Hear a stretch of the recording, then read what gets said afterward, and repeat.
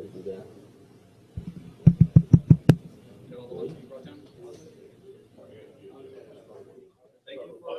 help.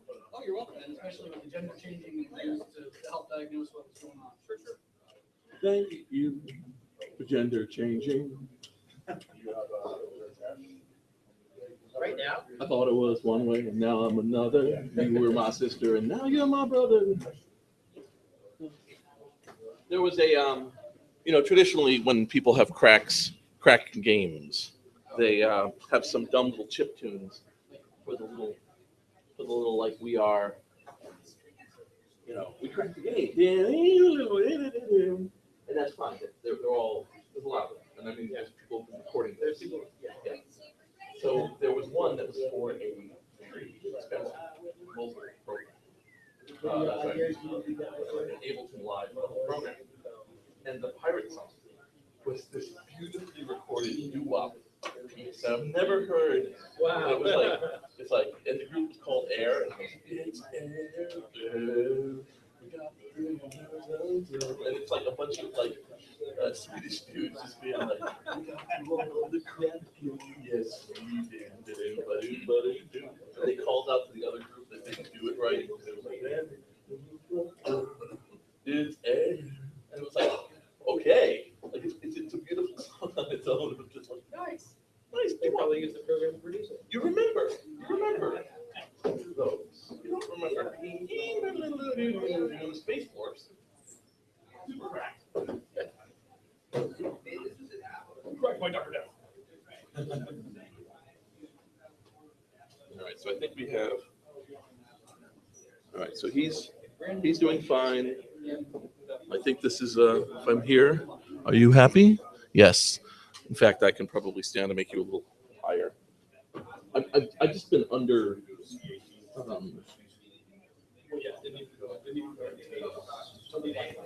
Now, yeah, I've been very. If I do this again next year, besides documenting it, so I don't have to be here for. I think one of the ones is like really underestimating the recordings. I mean, they normalize up, but I'm adding a noise. I figure people here can adopt to a noise floor. All right, so this seems to be flying. Are you speaking? No, you're not speaking. It's all excited for you. Is this the world famous night owl? Yeah, I think it is. Yes. Although that's a painted, it's a special. Okay. Normally they're black. I was watching all the discussions, like. They're nice and cheap, and they're on the 2C like that. You can just shower over one paper. I found out there's like one company that's in China that's still making like CRTs, but like they're good except for where they're not. So you just have to know, like it'll play this well, but it won't do this well in terms of the response and everything. But it's like the one company that's like, yep, people want these. That's cool. Yeah, no, I think I have great faith that as time goes on, boutique versions of things that we need to continue to exist. It'll just cost 5 times as much. Yeah.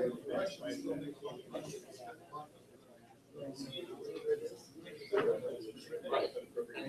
So for that stuff, if that's the case, then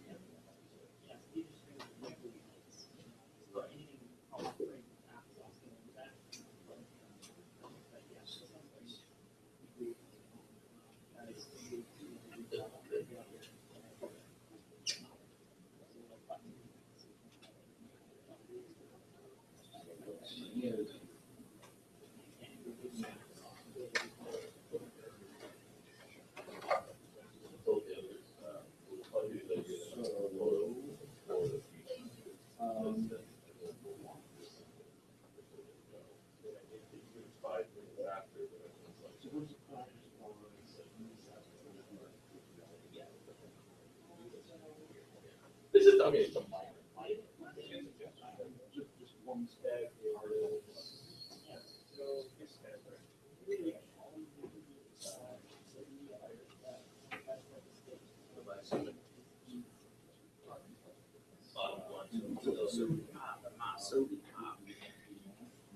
Good and good for you.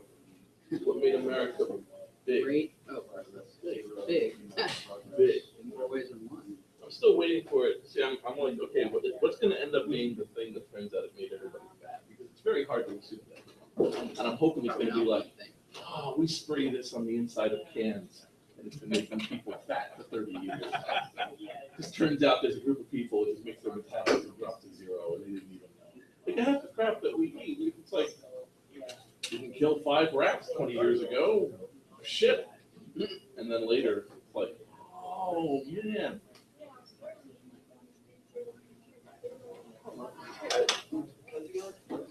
Here. That's what makes it fun to be a historian. You're like, oh, look, they did this 20 years ago. And there was this huge screw up. And now they want to do it again. Oh, well. Historians probably get really good spit takes in. They get a lot of. There was a historian. She wrote about this thing. Probably rude, forgive me. She like traced down all these wonderful writings of this job to be a debate, with the idea of there being no holds barred on the debate. So it's not based on class, or not space, and there wouldn't be none of these, functional like, well, we don't even speak of that subject, whatever, right?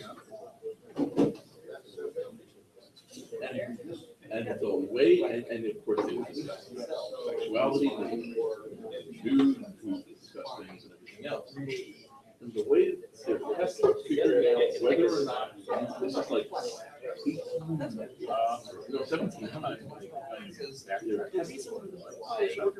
You do all the things, you go into a room, and like the head guy would have his genitals strapped to a pole, such that he's hanging off the other end of the pole, and you had to unzip and touch your genitals to his, and then go on. As a way of saying, if you can handle that, you can handle this, we're going to talk about it. You're not going to get freaked out, go crazy out.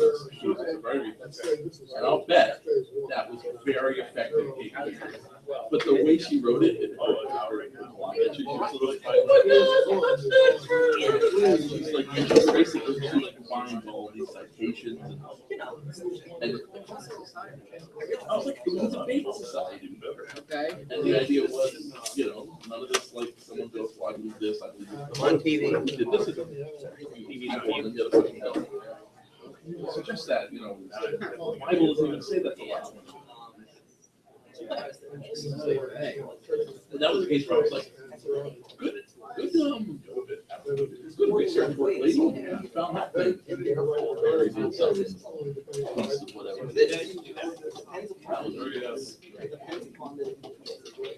I think I drink, eat, and absorb more carbs at this weekend than I do.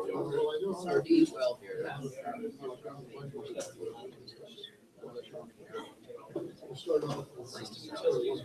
My 12-year-old cousin's daughter has joined me and started following her.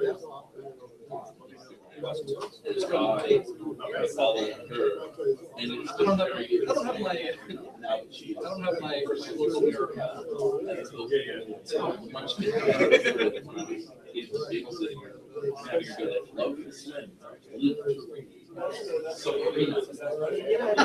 Supreme must be some tough thing. Yeah, I don't know. The teenage witch. Yeah. There's a remake. Smile because you're beautiful. Love because you're in love. Live because there's everything to live for.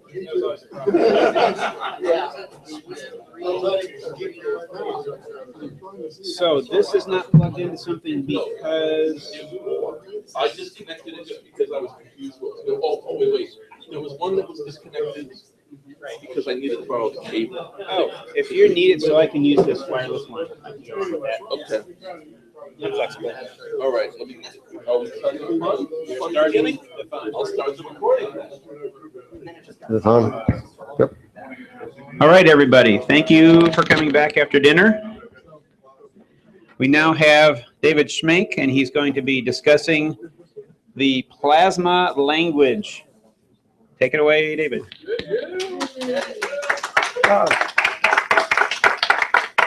Thank you very much. Yeah, all done. Did you like that? What we're going to describe today is the plasma language, and everything that I'm going to be running, including over here, is all in plasma. So let me do my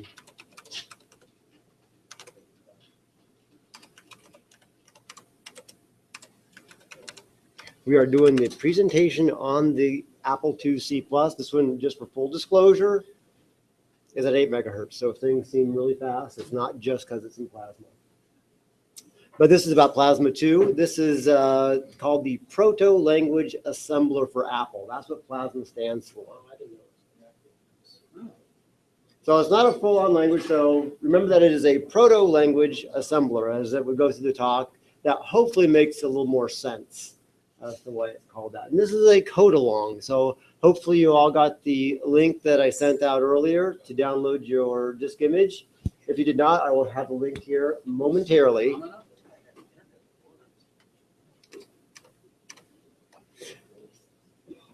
Plasma is a VM. It's a virtual machine. And when I say VM, this is not like a virtual PC or VMware, but VM in maybe a little more traditional sense. And it's been called different things over the years. In fact, I'm going to give a quick, brief history of virtual machines, or they've been called other things, going back to 1962 and a company called Digitech. Sorry to do this to me. You switch to this. Oh. There's nothing happening there. Sorry to do that. Oh, There you go. I'll give you that back. Yep, there you go. Thanks a lot. Got it. All right. Thanks. Usually people tell me to shut up. Everybody can hear that one okay? Okay. Wonderful. And I'm guessing about the only person here who even knows about Digitech is Michael. A good friend of mine, turns out, worked at Digitech from 1962 to 1964. So I picked his brain a little bit about Digitech and some of their technology. Digitech was a Fortran compiler vendor back then, and they sold Fortran compilers to many machines for, at the time, a relatively inexpensive price. How were they able to do this? Well, their Fortran compiler did not compile to machine code of whatever machine they were reporting to. It compiled to what they called programmed operators, or POPs. And this was a mythical machine that was a higher level than most hardware of the time. They compiled to this intermediate mythical machine that was a very easy compile target. And then for those individual machines, they wrote an interpreter which interpreted these processor ops that reduced the amount of code they had to write, because these POPs were pretty easy to implement in the native code of the machine. So they could quickly cover a large range of machines relatively quickly. Not only that, but it ran faster than most of the native compilers, not because their interpreter was so amazingly efficient, but because it was so much smaller. It fit into 4K and 8K word size machines of the time, so it could compile more at once because there was more room for the data. And as a result, there wasn't as many passes that were required. Some of them would take 6 passes to compile a Fortran source code. So this POPs technology, and this actually probably wasn't even the first implementation of some sort of a virtual machine, but I had intimate knowledge, and I was able to pick the brain of my friend Tom Leahy. And the way they then implemented the compiler was actually in these ops, these POPs operations themselves, so they could cover a wide range of hardware quickly and relatively inexpensively. So, but this idea kind of came to fruition in a couple different ways. The fourth language, not so much a virtual machine as a way to interpret addresses as code that would jump to other addresses in code. Kind of a clever implementation of an interpreter that was quite efficient and fairly compact. Hopefully we all know about Sweet 16. This is the little pseudo machine that Steve Wozniak wrote when he got a little frustrated with some of the 16-bit capabilities of the 6502, which there aren't any. So he wrote his own little pseudo machine to kind of fill in the gap. If anybody saw Jay's wonderful presentation on Pascal, he really did a great job of covering the history of Pascal, so I won't go into that at all, except to say that it had its own VM, a pseudo machine that ran P code. And this is what the Apple Pascal system ran on. Coming a little bit closer to modern day, the Java virtual machine, the JVM, was actually implemented by kind of looking what the Pascal P code interpreter did and then expanding upon it. So a lot of the bytecodes for the Java VM are almost one-to-one match to the Pascal P machine. And I, in fact, for some unknown reason, decided that'd be a really good idea to implement a Java virtual machine for the Apple II. And that was, shall we just say, a learning experience. We'll get to that shortly here. So why a new language for the Apple II? Don't we have enough as it is? Assembly is great, but it's tedious, error-prone, and fun, but sometimes you just need to be a little more productive. Also, 64K address space is pretty constraining when you start developing more and more sophisticated programs, wall-of legends, perhaps.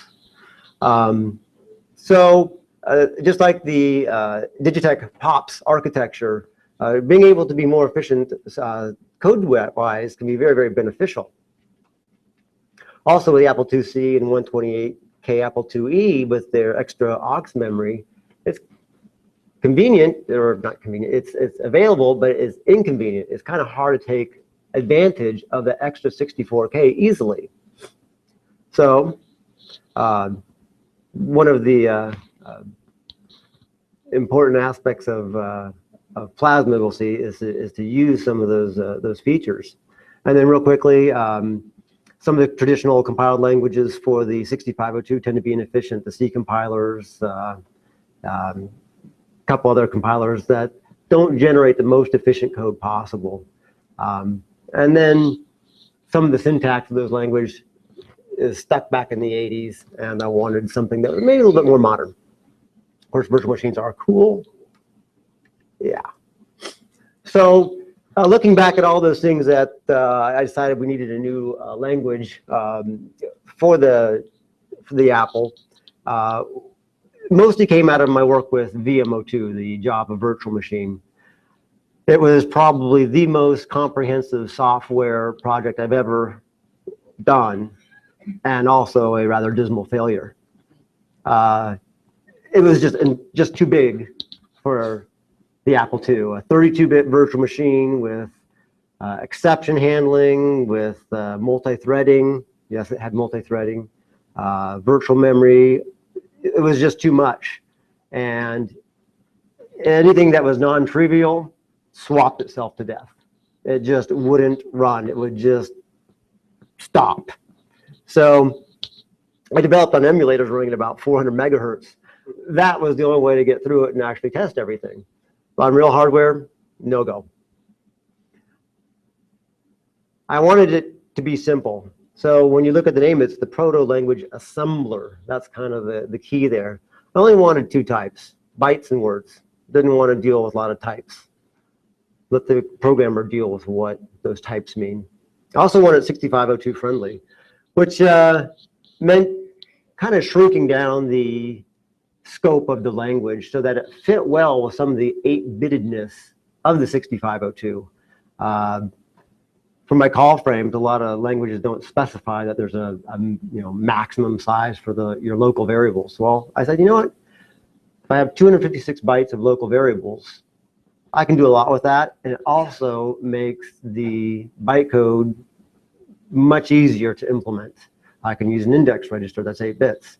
I'm going to use a 0-page operand stack. So it's going to be a stack-based architecture, just like the Pascal machine and the Java virtual machine. And I'm going to use a 6502 call stack. So which limits some of the recursion it can do, but we're in a limited system. There's always so much recursion you can do anyway. Then I decided I wanted a small, efficient interpreter. I didn't want to take up any of our main memory, which is so precious. It needs to fit in the language card. And we have a little 4K into Protos, a little 4K chunk of our second bank in there that we can play with. So it has to be able to fit in there. And I wanted, of course, to be able to put the bytecode in that very hard to get to auxiliary memory, so we can keep again all of our data in our main memory code in aux memory, and an efficient split of those memories.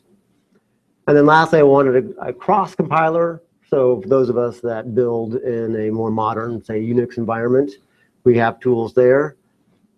But I also like working hands-on on the Apple II. I like that feel.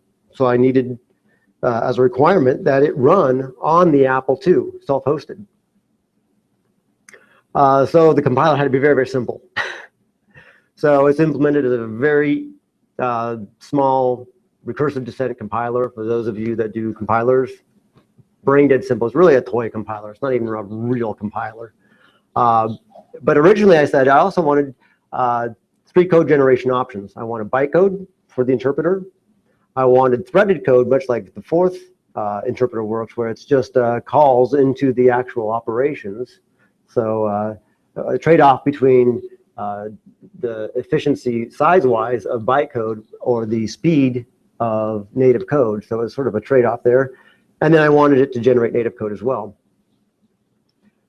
So the first implementation of Plasma did all that. A little bit to, kind of a bigger project than I expected. The native code was very, very fast. It was also 10x the size. So that kind of killed my whole premise of I wanted it to be very, very compact. So I go back to the drawing board and I say, new version of Plasma. So I came up with Plasma 1.2.3. So I said, I'm going to focus only on bytecode. That's all I'm going to focus on. If I want native code, I'll implement a just-in-time compiler later on, which actually worked well. Dagan keeps beating me up to do a 2GS version, and I don't want to do a 2GS version. But if I had a just-in-time compiler, doing 65.8.16 wouldn't be such a big deal. I also wanted to use a relocatable file format. Who always used the DOS toolkit and wondered what the heck that .rel file format was? Well, nobody really uses it, except for Ivan. And so I took that format and I extended it just a smidge so that I could get a couple more fields in there, but it's also backwards compatible with that rel file format. So I have modules that can be loaded in at any address. It does all the fix-ups. And if it has auxiliary memory, it'll move the code to aux memory. And then Martin is my main user and keeps giving me all these requests. And most of them are great. And I'm like, why didn't I think of that? So due to Martin, we have multiple statements per line, which I'm not going to get to too much. But we have inline strings, which was a bit of a change in architecture. Then we have a faster interpreter. So my interpreter now is as fast as the threaded code was in the previous version. So that was a great improvement. And then why not? Let's support the Apple I and the Apple III because it gives me a really cool name. So I did that. Oops. So for those who want to play along, this is the address at GitHub for the Protos file for what we call the Sandbox. What this is, I wanted a way to play interactively, basically, with Plasma. And so we need an IDE. So I wrote an IDE all in Plasma. I'll give you guys, if anybody wants to copy that down. And anybody need more time? Nope, good. Okay. So I'm actually running the Sandbox right now. When you load that file, it's going to come up and it's going to look like this.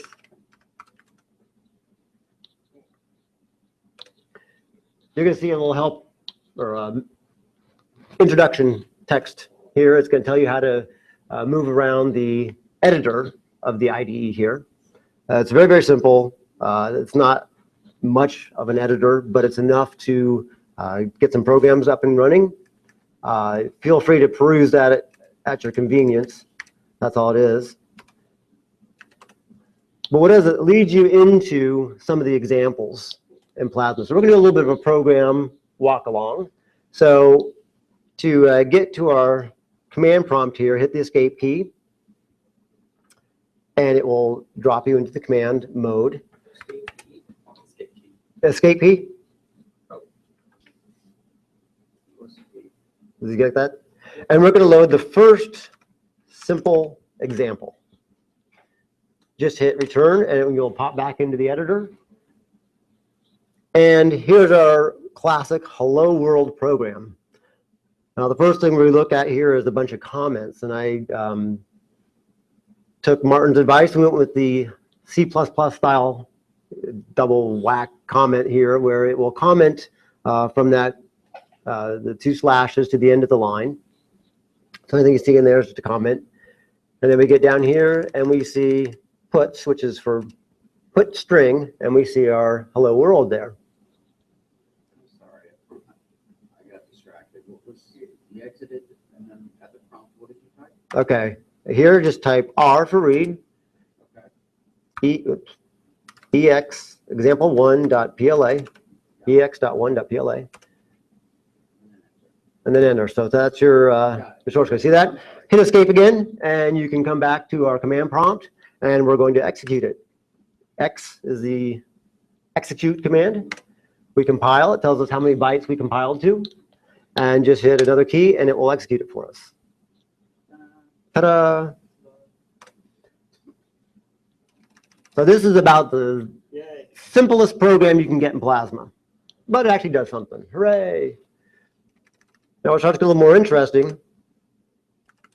And say we don't want the string to be in line. Say we want another string that we have in memory that we can play with. It is not. I do almost everything in uppercase because my machine of preference is an integer basic Apple II with an uppercase only keyboard. I really like to be old school. These fancy smancy Apple IIc pluses, you know, few kids. But it does do, in fact, it does do lowercase just fine. Is there a way to switch it to $80? You kids and your young eyeballs. See these bad boys? These are progressive lenses because trifocals weren't enough. So 80 columns is a little hard on my old eyes. So one of my requirements is I had to be able to do all this in 40 columns. And I actually directed a little bit the design of the language because I wanted it to be usable in 40 columns.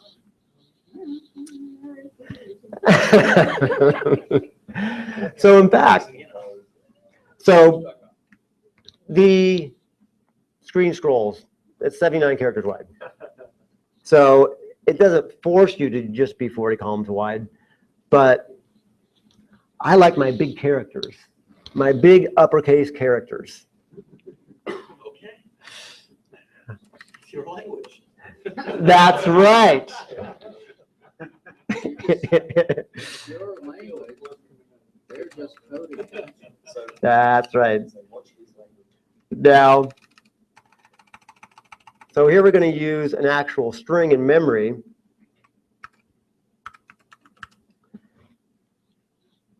That's going to do fundamentally the same thing. Now we see hello world again.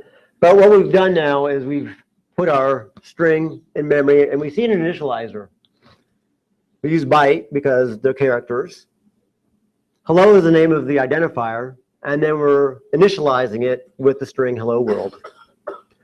When we call puts, instead of having a string right in there, we have this @ sign and hello. The @ sign is the address of operator for Plasma. So it's taking the address of our string, passing it to the put string routine. That's what gets printed. So that's our first little introduction to Plasma. We'll get a little more interesting. Are you guys ready? Hit escape. We're going to jump to example 3. Go ahead and lose those changes. Now, one of the things about Plasma, when you cross-compile it, and when I eventually get around to writing a full native compiler, is that you use these modules, and I like everything to be very, very modular. In the sandbox that we're running, it does not have the ability to load modules. This is just our little playground for Plasma. So there's no modules in the sandbox. So can't do that, but we can play with just about everything else. So let's see what we can play with. Plasma has constants, kind of like in Pascal you have constants, pound defines in C, whatnot. And these don't take up any space. These are held by the compiler and get replaced at compile time into the source or into the object code. We've got a constant of text screen.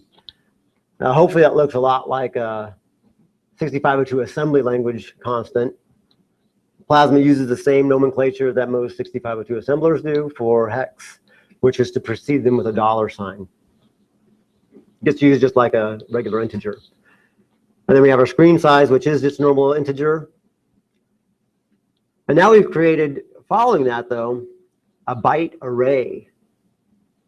Now, this is where I kind of wanted the more modern syntax for defining structures, where the structure size or array size comes after the type, and then the identifier comes afterwards.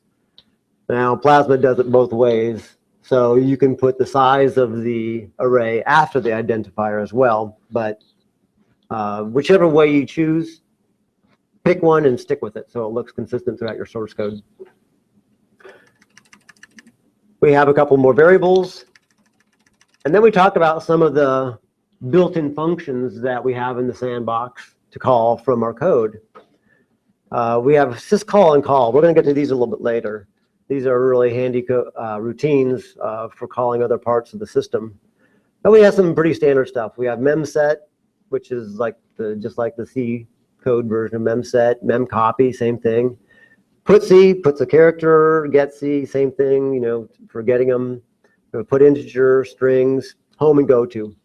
So these are kind of the built-in library you have in the sandbox to call. It takes some of the work out of what you need to do. So for this little program, we're going to save the text screen, home the cursor, and then we're going to iterate. So this looks like a pretty standard for loop. So I wanted Plasma to have identifiable control structures, nothing crazy. Just it wanted to be obvious. You also notice that there are no semicolons. Those of us that have the post-traumatic semicolon syndrome, is that what was dubbed? Why do we need semicolons if, everything's line-oriented? Just because you can make arbitrary text in your program and format however you like, everybody's going to do it pretty much one line at a time. But you can't use it. Martin says, but I want multiple statements per line. So indeed, you can use a semicolon as a statement separator, not a statement terminator. Like a colon in Applesauce. Yeah. Like a colon in Applesoft. Exactly. Now, our for loop looks pretty, I'm sure everybody understands what that does. We use the goToXY library call, put some stuff on screen. Next. So you can pretty much figure out what that does. Let's figure out what it does, or see what it does. Escape. Press X. We do a quick compile. Mine's faster than yours, I bet.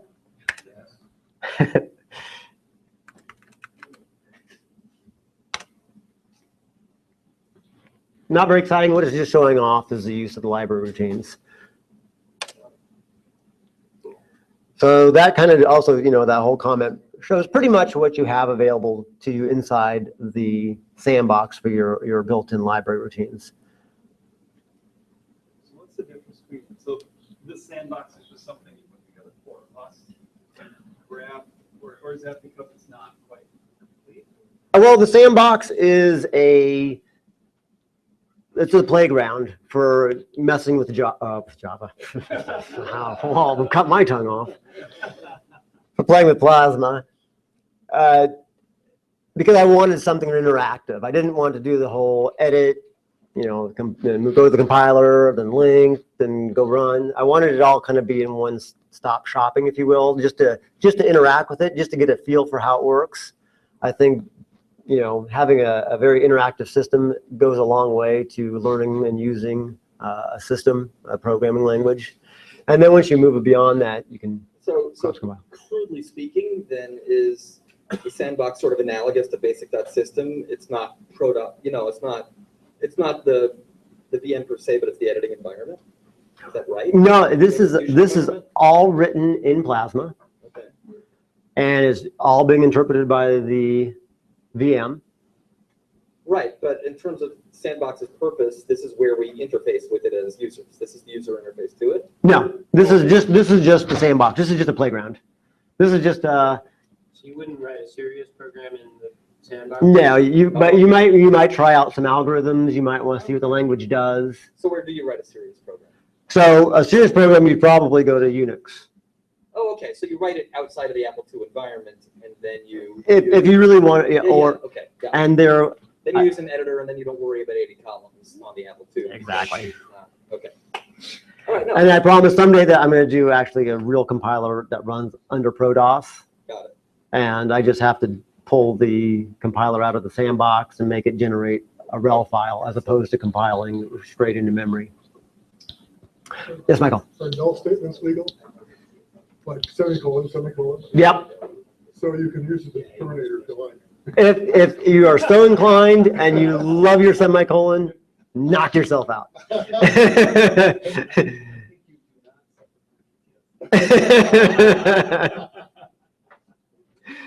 So I didn't really want to.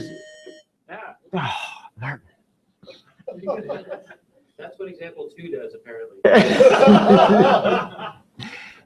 I didn't. Oh, I'm sorry. I just got, so how much memory is available? Does it implement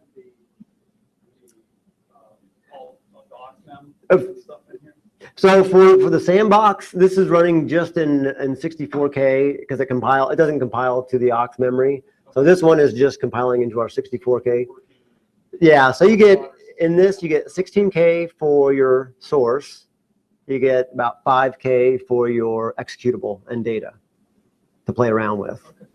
But you have a resident editor and compiler in there as well. So all at once, yes.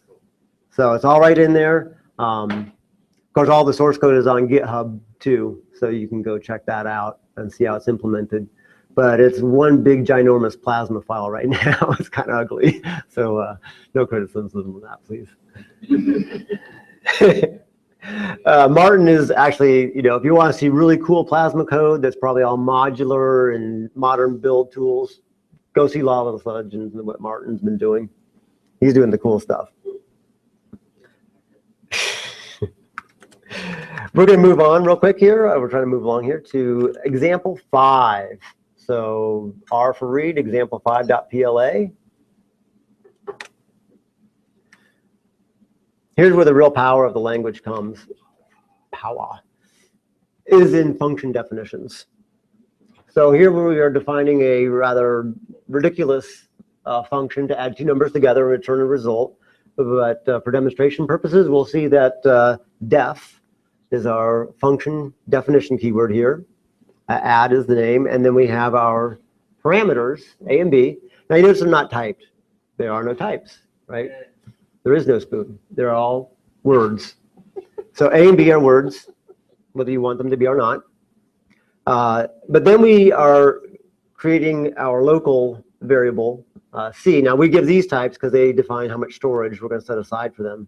So C is a word, and we add A and B.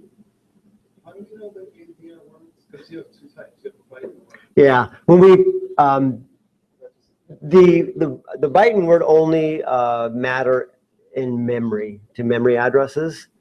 The Java, here I go again. The Plasma virtual machine only operates internally on words. So it's a word-based stack machine. So all the bytes, when they get loaded, get promoted to, it's a 16-bit. Okay. And to elaborate a little bit, bytes are unsigned quantities, words are signed. Now, when we get a little bit further into this, sometimes you don't want signed words. So there are actually built-in library routines, I'll spit it out eventually, that do unsigned comparisons if you want to, compare especially addresses.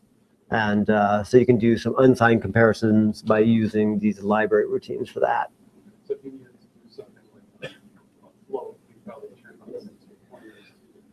Now, if you want to float, you get to write the floating point library. Well, it's still basically.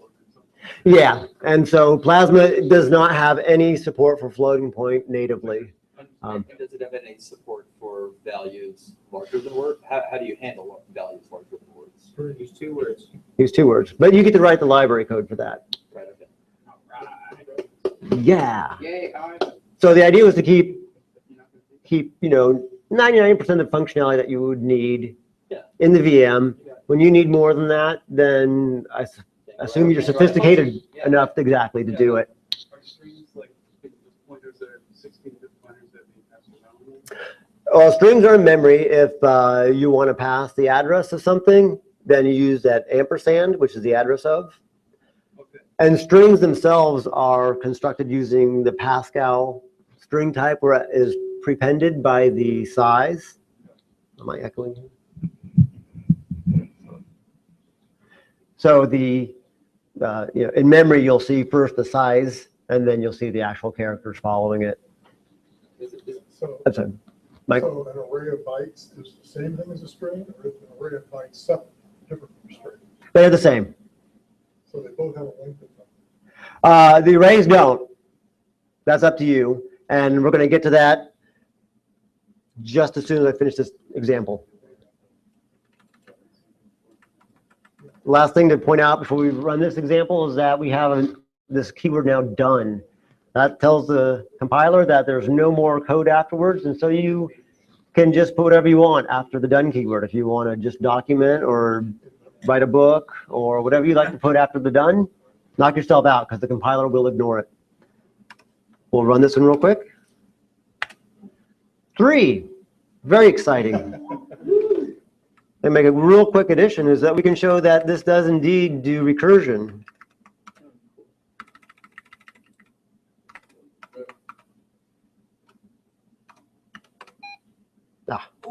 Oh!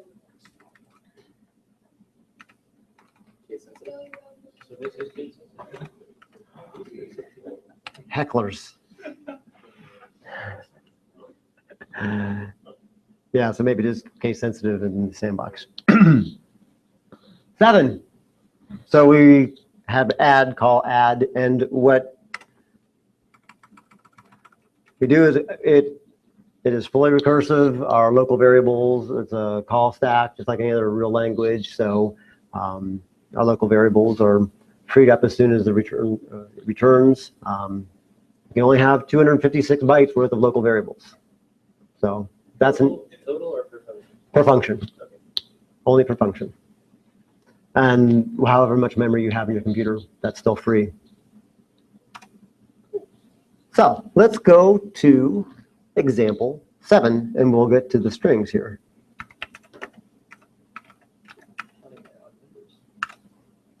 I'm jumping around now. At your leisure, if you want to go back and go through each individual example, I tried to make it a kind of a linear progression, but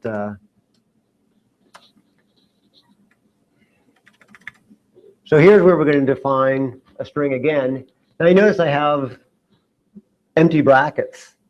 So this is another way to label that you want the compiler to just initialize it to whatever size your initializers are. In this case, it's a string, and we will see that when we want to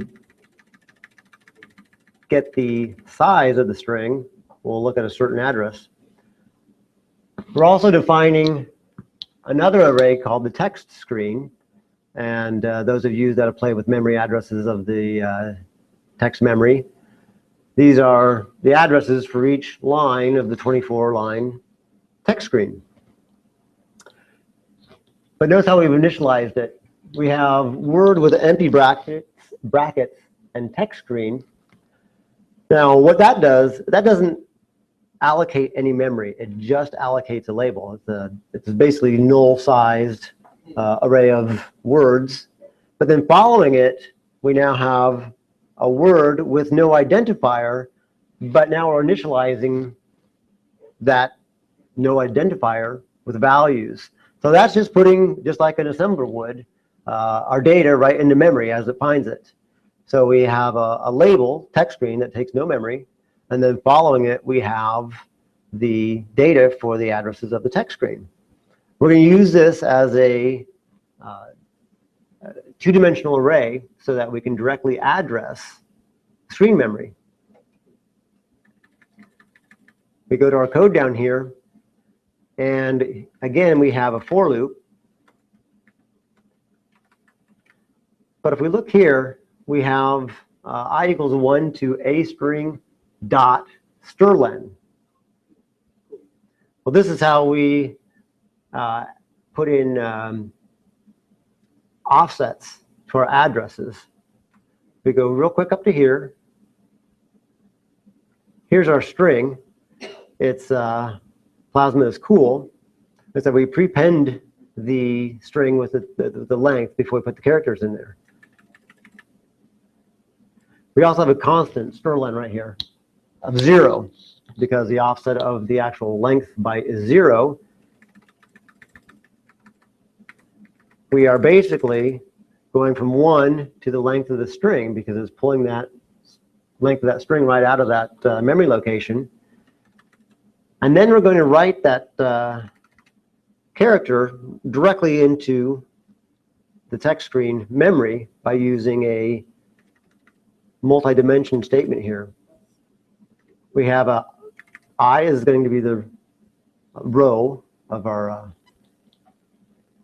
and column as it is, because you'll see when it runs.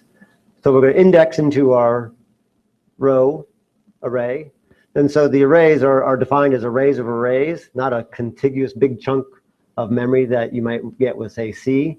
This is more like how Java, I got the right Java this time, how Java implements arrays. It's arrays of arrays, so they're pointers to more arrays. So that's really what we are doing here, is our first dimension of the array is the address of the text line. The second dimension is the offset into that address. So we can easily index characters on the screen. So let's see what we get.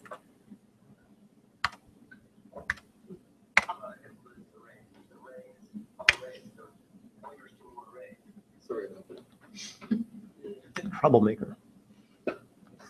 Wanted to affirm what you were saying. So here we have the string being poked directly into screen memory. We used I, so that's why we get the nice diagonal. And then we get the length of the string is 15 because that's what the first byte of that string is its length. We can go back and make sure that's exactly what we thought we were going to get. And there it is. So that's how strings kind of get jammed into Plasma and how we can use the multi-dimensional arrays. And I designed them specifically for getting to screen memory. Cool. So can you quote that? Because you're only kind of declaring what looks like HTML dimensional That's exactly right. So the second one's kind of confounding. So you're right. I am only declaring one array. The first dimension of the array is the address of the scan lines. Which is defined as text. Right. So under Plasma, you can't actually initialize a multi-dimensional array all at once. You have to kind of do it in pieces. If So can you do that with pretty much anything? You took like string length, you reference all that stuff. You took anything that wasn't addresses. and it's just like there's no constraints. You can use that 16-bit quantity for your heart's desire. So with great flexibility comes great responsibility.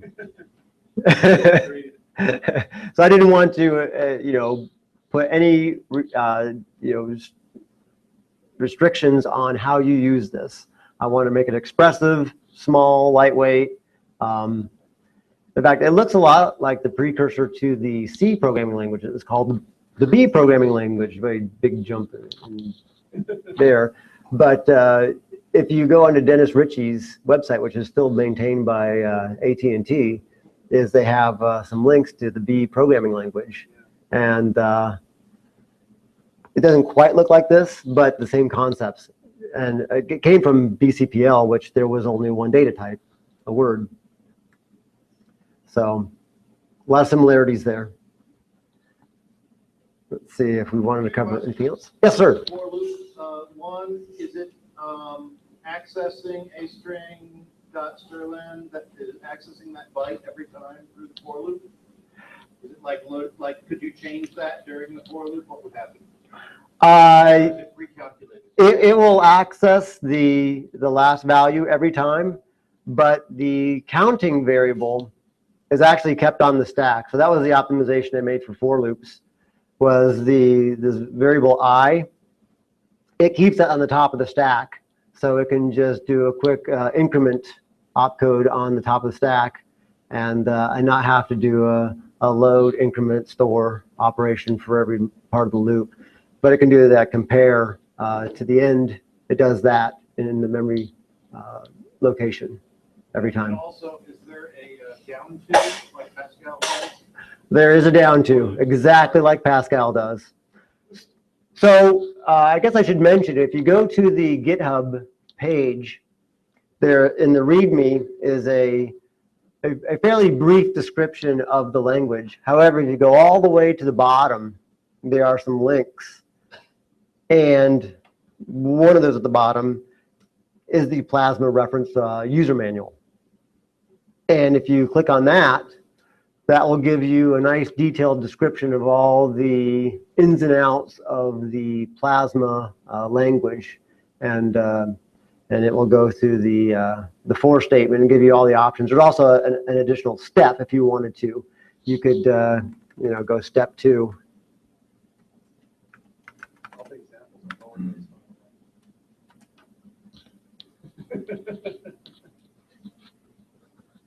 Figures. That's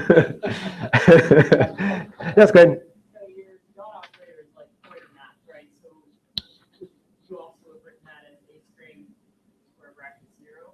Yes. So because this is a constant, the compiler really sees this as 0, which really is just that. But you also done 0 in square brackets as well? You could. Plasma is kind of dumb in terms of optimization, so it would actually load the 0 and try to add it to the address. So if you know you have a constant that you're adding, you can go ahead and use this. Yeah. Now, Constant never had any overhead for the object code? Like you define the constant strlen. in this case, it does not. It will add it in as it compiles it. But if you get a more complicated expression, you say you do have something like, or J or something, and then dot. That will probably add the 4 into that whole expression as it calculates the address. but if you said const index equals 4, and then use sub j dot index, that const declaration would not add anything to the object code. The compiler doesn't do too much in the way of optimizations that way. So if it's a complex enough statement, it may not realize that it can add it to the actual address. That was the trade-off in terms of how much optimization I wanted to put in the compiler, and so there really isn't any. There's some, but not a lot. About time? Okay, so I think we got to most of it. If you really want to see what Plasma can do, there is a Rogue game that I wrote all in Plasma. And you'll find on GitHub under rogue.po. Oops. And you just run that. And this is a little text-based Rogue game, all written in Plasma, using some clever visibility algorithms. So enjoy, have fun, and Steven's about ready to beat me up here. Any quick questions? Or?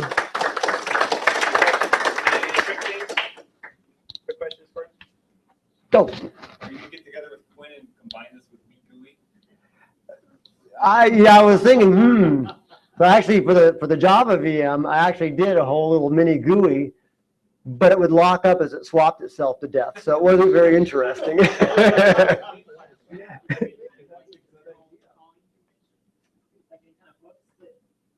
Yeah, no, it's actually designed specifically for calling directly into assembly code. So it's super easy. Ivan. Is there any specific thing that is not yet implemented that you want it to be, or does it feel complete to you? Really, it's more a matter of getting the tools onto the Apple, all the tools onto the Apple.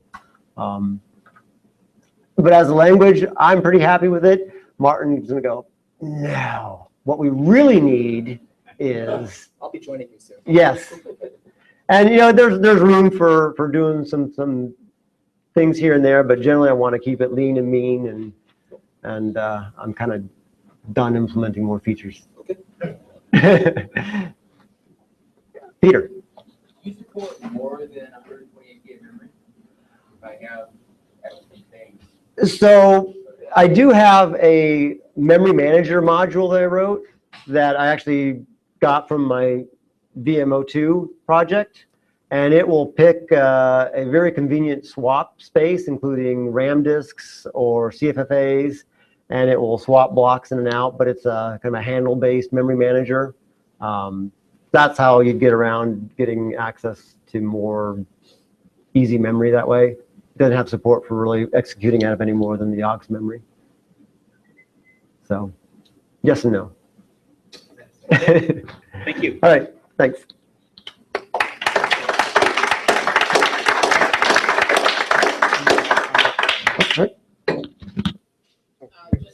Just a quick announcement. Tomorrow, one of the events is dinner at a local restaurant. One of those choices is a Greek restaurant called Passos, which I have taken a group of people there every year now for the last 2 or 3 years. Always amazing. Here's an endorsement. Go do it. It's good. So if you're interested, come and find me and I'll put you on the list. What time are you going to dinner? Whatever time it says on the dinner at a local restaurant. Okay, because the vendor fair begins at 5:30. Yeah, so we'll probably go around 6:15. Okay. Similarly, that's done on the list. I've heard awesome things about Passos. They've been doing it for years. Recommend it. Another great alternative is Eden Alley, which is a vegetarian restaurant, not vegan, but vegetarian. Which is very good, I think. Yeah, and I don't think we usually even do a reservation. We're a pretty small group. So if anybody wants to join our intimate affair, let me know. I saw the way Mark paused at that word. What? And our next session starts at 8:15, so we have a 10-minute break to stretch your legs.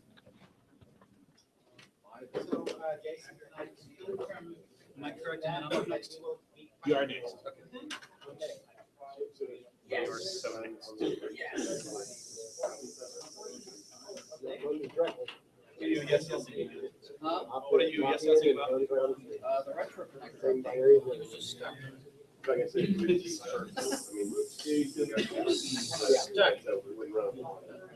Doesn't run on the wall. But, So, actually for the three, Yes. are you gonna do your presentation over that, right? I'm gonna be grabbing and holding stuff up. Okay, whatever you wanna do, so I can maybe pass over there. No, I can, I've got a bunch of slides, so I can talk over slides too. All right.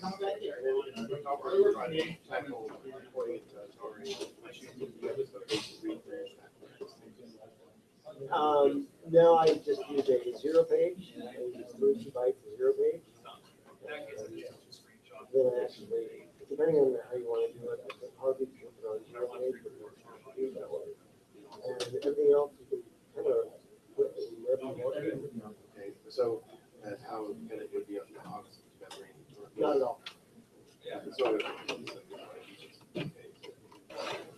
So with the Apple II, now the interpreter looks at it, it's not like the Apple Pascal where you actually load that system. This will figure it out up front, and it will load the right interpreter, execute it on the right interpreter. But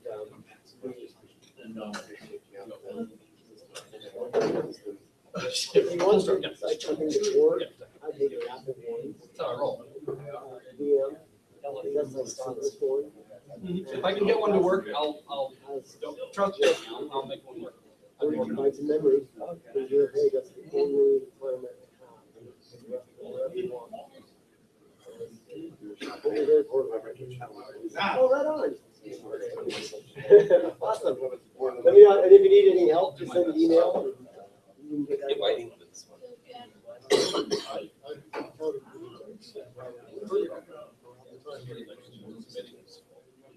Yes, yes. Right. But for the Taiwan, the US things, actually,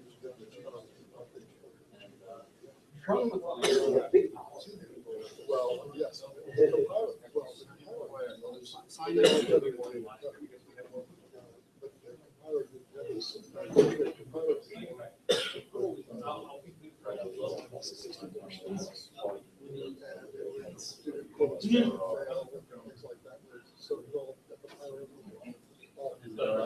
You pre-ordered it or?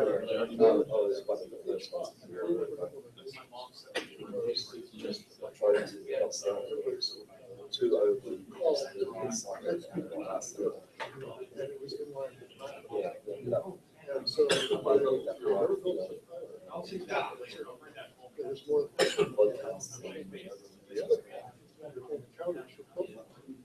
So when they run it during development, so they code postings. And then they change which kind of extension interpreted, threaded, or Well, and it's amazingly fast. And the SDS had, Never. and the SDS had Right. some.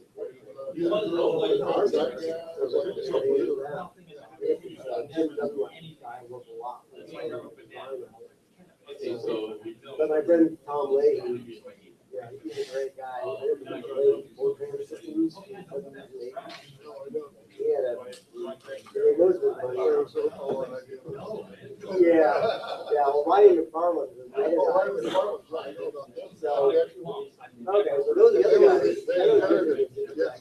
So did Tom. I don't know if it's here. Stole. Yeah.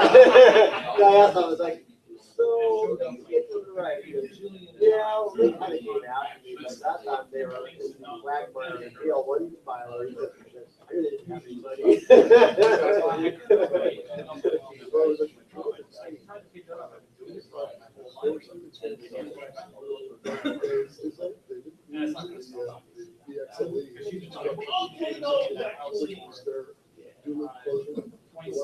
Registered or implemented this time, that is compared to that, because then just doing regular. That was Tom's baby, the Cuba That was Tom's baby.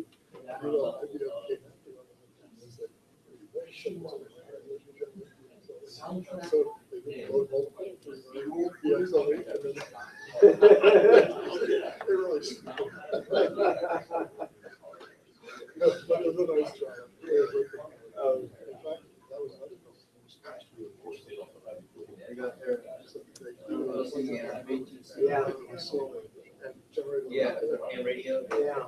I got. Yeah, and there's also the,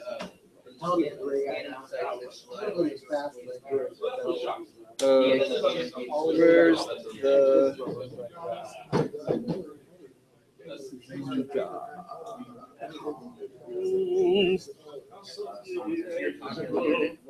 That's going out on the stream, isn't it? Hi. Yeah. Support a new, machine. By the way, sir, Mm-hmm. you had something beep during your sequencer presentation, and I have yet to see one teapot. Oh, I didn't do the teapot. I didn't say that was Michael's presentation. I was just doing the thing. So that would have been up to him. Plus, there were lots of things beeping during the presentation. Some of them were not supposed to go beep. Some of them were. So. I was at the one last year in August, which the building hotel at the conference center. It was a week over cleaning on that. The simulation, some pilots were afraid flight.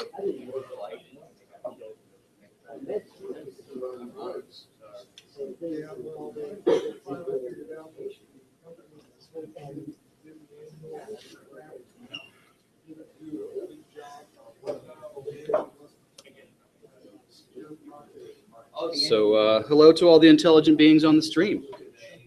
And to everybody else, the secret is to bang the rocks together.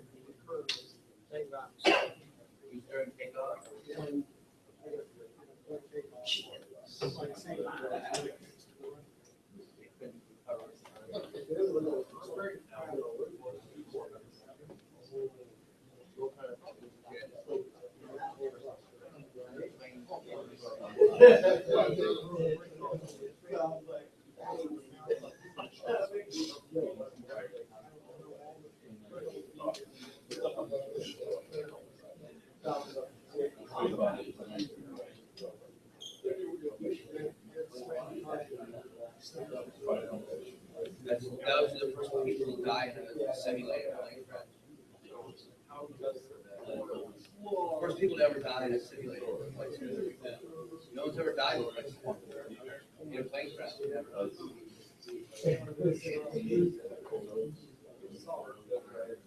So they get a loss. Sorry? Is that it? Like, What's up?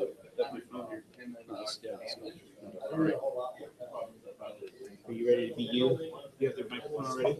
I don't, and I'm not quite ready to be me yet. One microphone, where's the other microphone? well, the plane crash survived the jet. It wasn't. What's up? I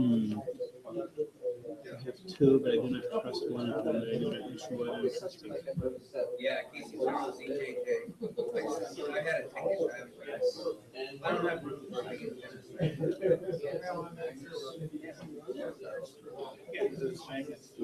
Ooh, that's not what I'm supposed to do. where you live.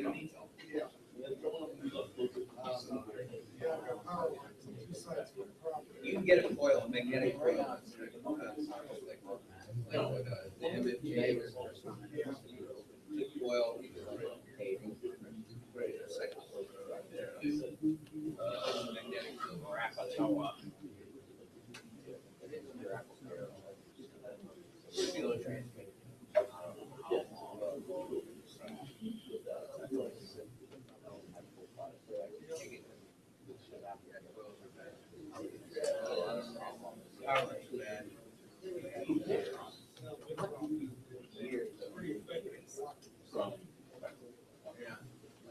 If you get too close to it, you can be shocked.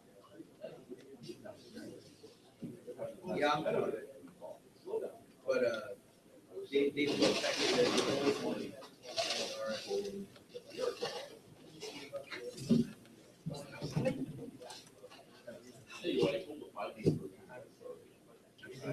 Carrington, I figured you would know this. If you were to squeal like a Japanese schoolgirl and say something is so cute, you would say kawaii. How would you spell that? It's Kawaii. It's like Hawaii. Okay, like kawaii. With the K. Oh, with a It's K. just like the island of Hawaii. Separate. Okay. Exactly the same spelling. In Hawaii. I know, that's how I spell it when I do. When you squeal, yeah, I figured you would know. Hawaii has been settled by Jewish people. It would be Hawaii. Not Hawaii.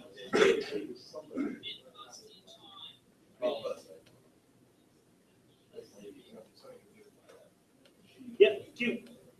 As in, doing it, Kawaii. Why? All the word is cute. You're awesome. I am both. I am awesome and cute. Both cute and awesome.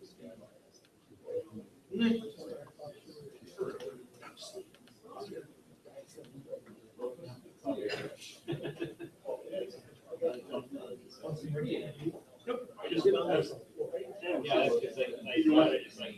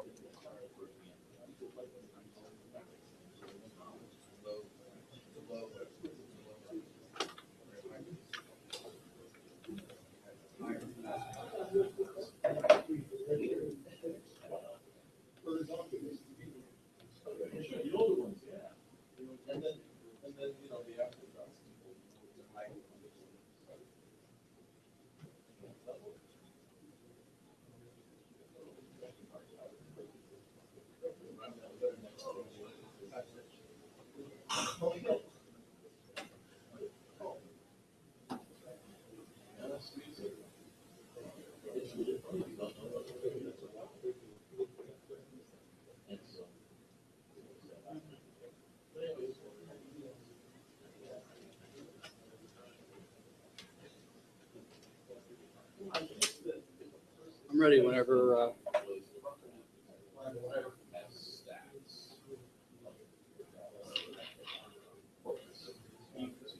Oh yeah. Oh, sorry. Yeah, I'm ready whenever.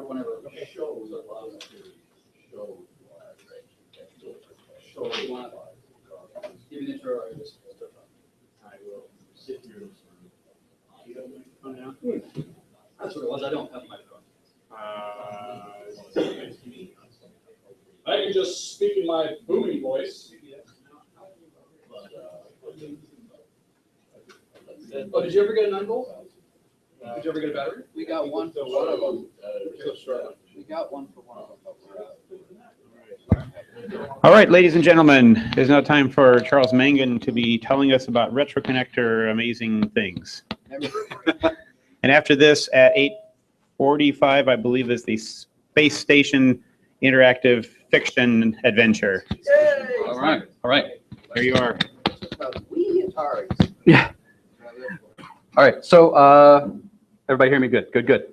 So let me just go ahead and start talking. I was kind of curious about why I got a separate slot just for myself for RetroConnector updates, considering I think last year it was all combined into one thing right before the vendor fair, and it was like everybody just said, okay, I got a couple of new things, I got a couple of new things. And then I actually started doing the research because I honestly couldn't remember all the stuff that I've done since last KansasFest.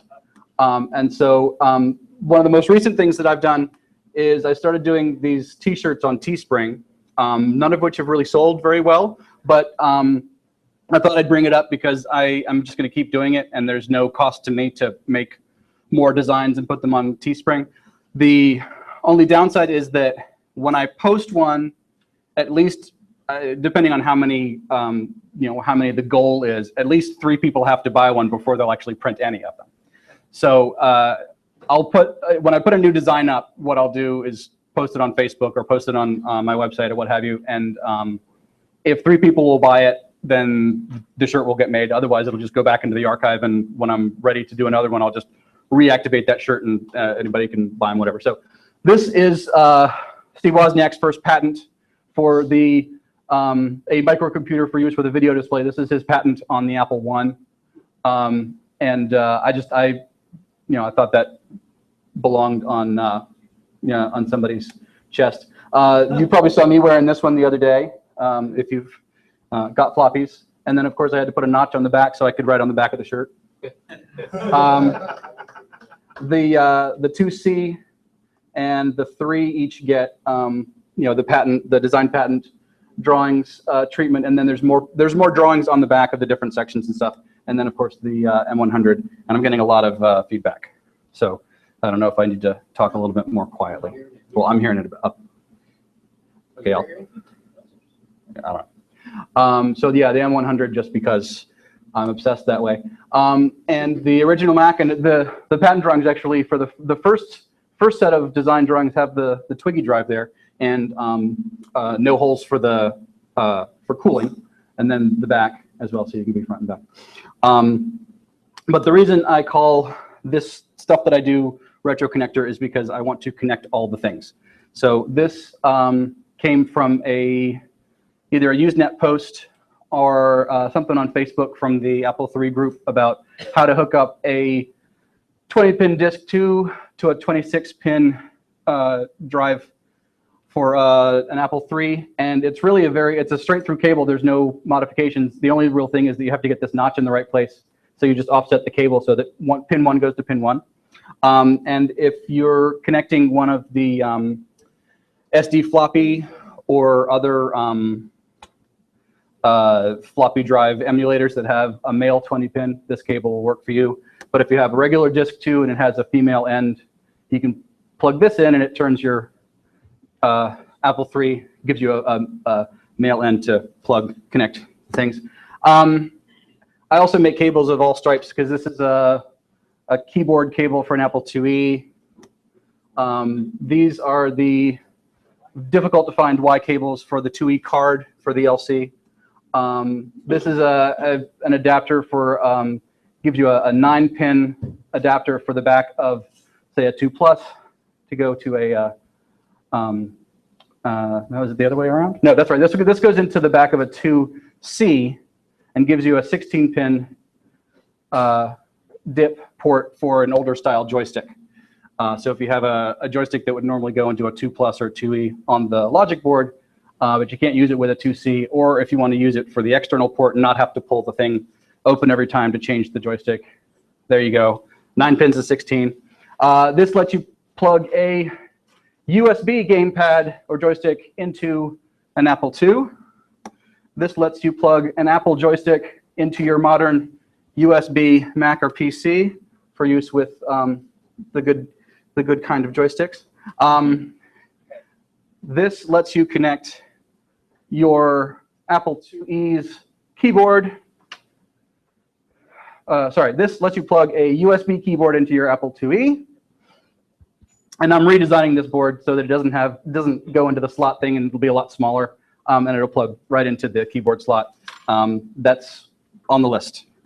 This one goes the other way. This one lets you plug your Apple IIe's keyboard into a USB keyboard, and so now your Apple IIe, nice clicky, full stroke, ka-chunka keyboard can be the keyboard for your Raspberry Pi or your Mac or PC.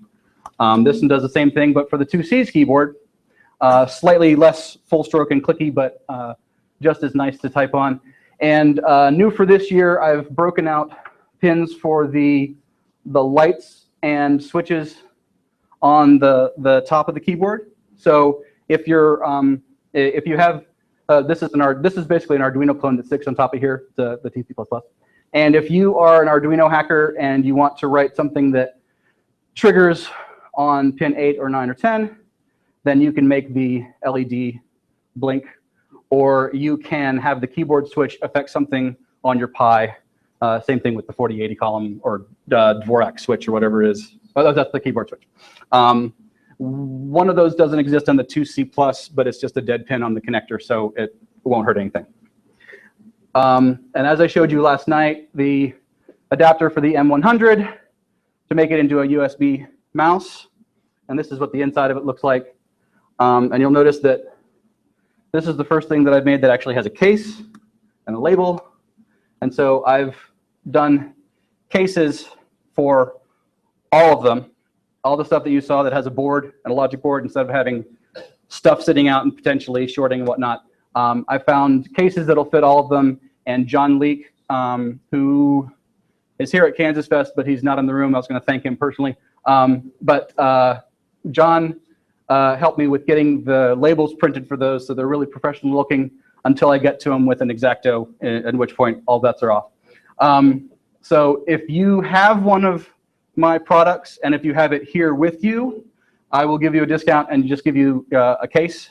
It'll require some surgery, either on my part or your part, to get the various ports cut out, because this is just a blank case. Basically, it's one I can get that has the right size for the circuit board that goes inside it. This one has nice screw holes and everything else. One size fits all. Yes, it's pretty much one size fits most, and then a couple of the boards are a little bit bigger, so I have to get the other size. So, so there are 2 sizes fits all. The M100 insert that I showed you guys yesterday, so you can take a dead mouse guts or a living mouse guts out and turn it into an optical mouse with the optional converter from 9-pin into USB, so you don't have to have sacrifice a USB cable. So there's what it looks like on the inside.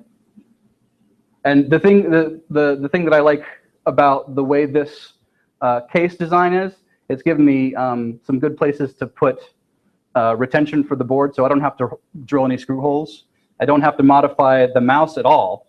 So this is a non-destructive conversion if you have a working one and you just want to do it temporarily, or you want to be able to take the working innards from a mouse that maybe has an ugly case and put it into one that has a nicer case but dead guts or what have you. So fully reversible, non-destructive conversion of the M100 into an optical mouse that you can use with your USB devices. So now we're getting into the miniatures, and since last year I've added this guy. This is the Disk 2 styled case for the SD Floppy 2 from Plamen Vasilyov of Bulgaria, and I'm sure if he's watching, he's cringing at the way I mangled his name, but I'm sure he's not watching, because who watches these things? So what you do is you take the SD floppy No, seriously. I mean, he's in Bulgaria. He's probably asleep. Hello, Bulgaria. Anyhow, you take the very nicely compact innards from his very nice aluminum case, throw away the case, and put it into my 3D printed kludgy kind of case, jam the buttons out the holes in the front and the ribbon cable out the back, and it gives you this, and you can see it in scale there. It's a little bit bigger than the SD card readers that I make with the plain SD card, but this will connect to your Apple II. So you have your options there. So this was the family portrait. I think last year I had the 2C, or maybe I had the 2C in the process. So I've got the 2E, Platinum 2E, Monitor 2, Disk 2, 2C, and I'm adding. Those are all Raspberry Pi cases, working LCD and working SD card reader. Again, just not to confuse people, the SD card reader is a modern computer. It's a USB SD card reader. It doesn't connect to an Apple II. But it's perfect for Raspberry Pi, which goes inside of these cases. This one is the A2. This is the A+. This is the little wee one. And so I'm branching out a little bit because of a particularly generous customer who wanted one. I've made a model of the 800 XL, and you can see there it is also a case for the A+,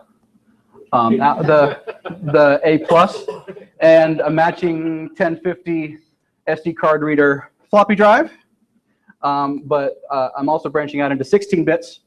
So I've got the Apple II GS with the ADB mouse and keyboard, and of course it's daisy chained with the curly Q there. Is that working mouse?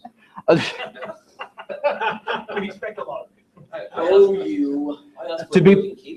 To be perfectly honest, I have had customers email me, regardless of how many other disclaimers I put on my website or mentions in the description of the things, the Apple II and everything else.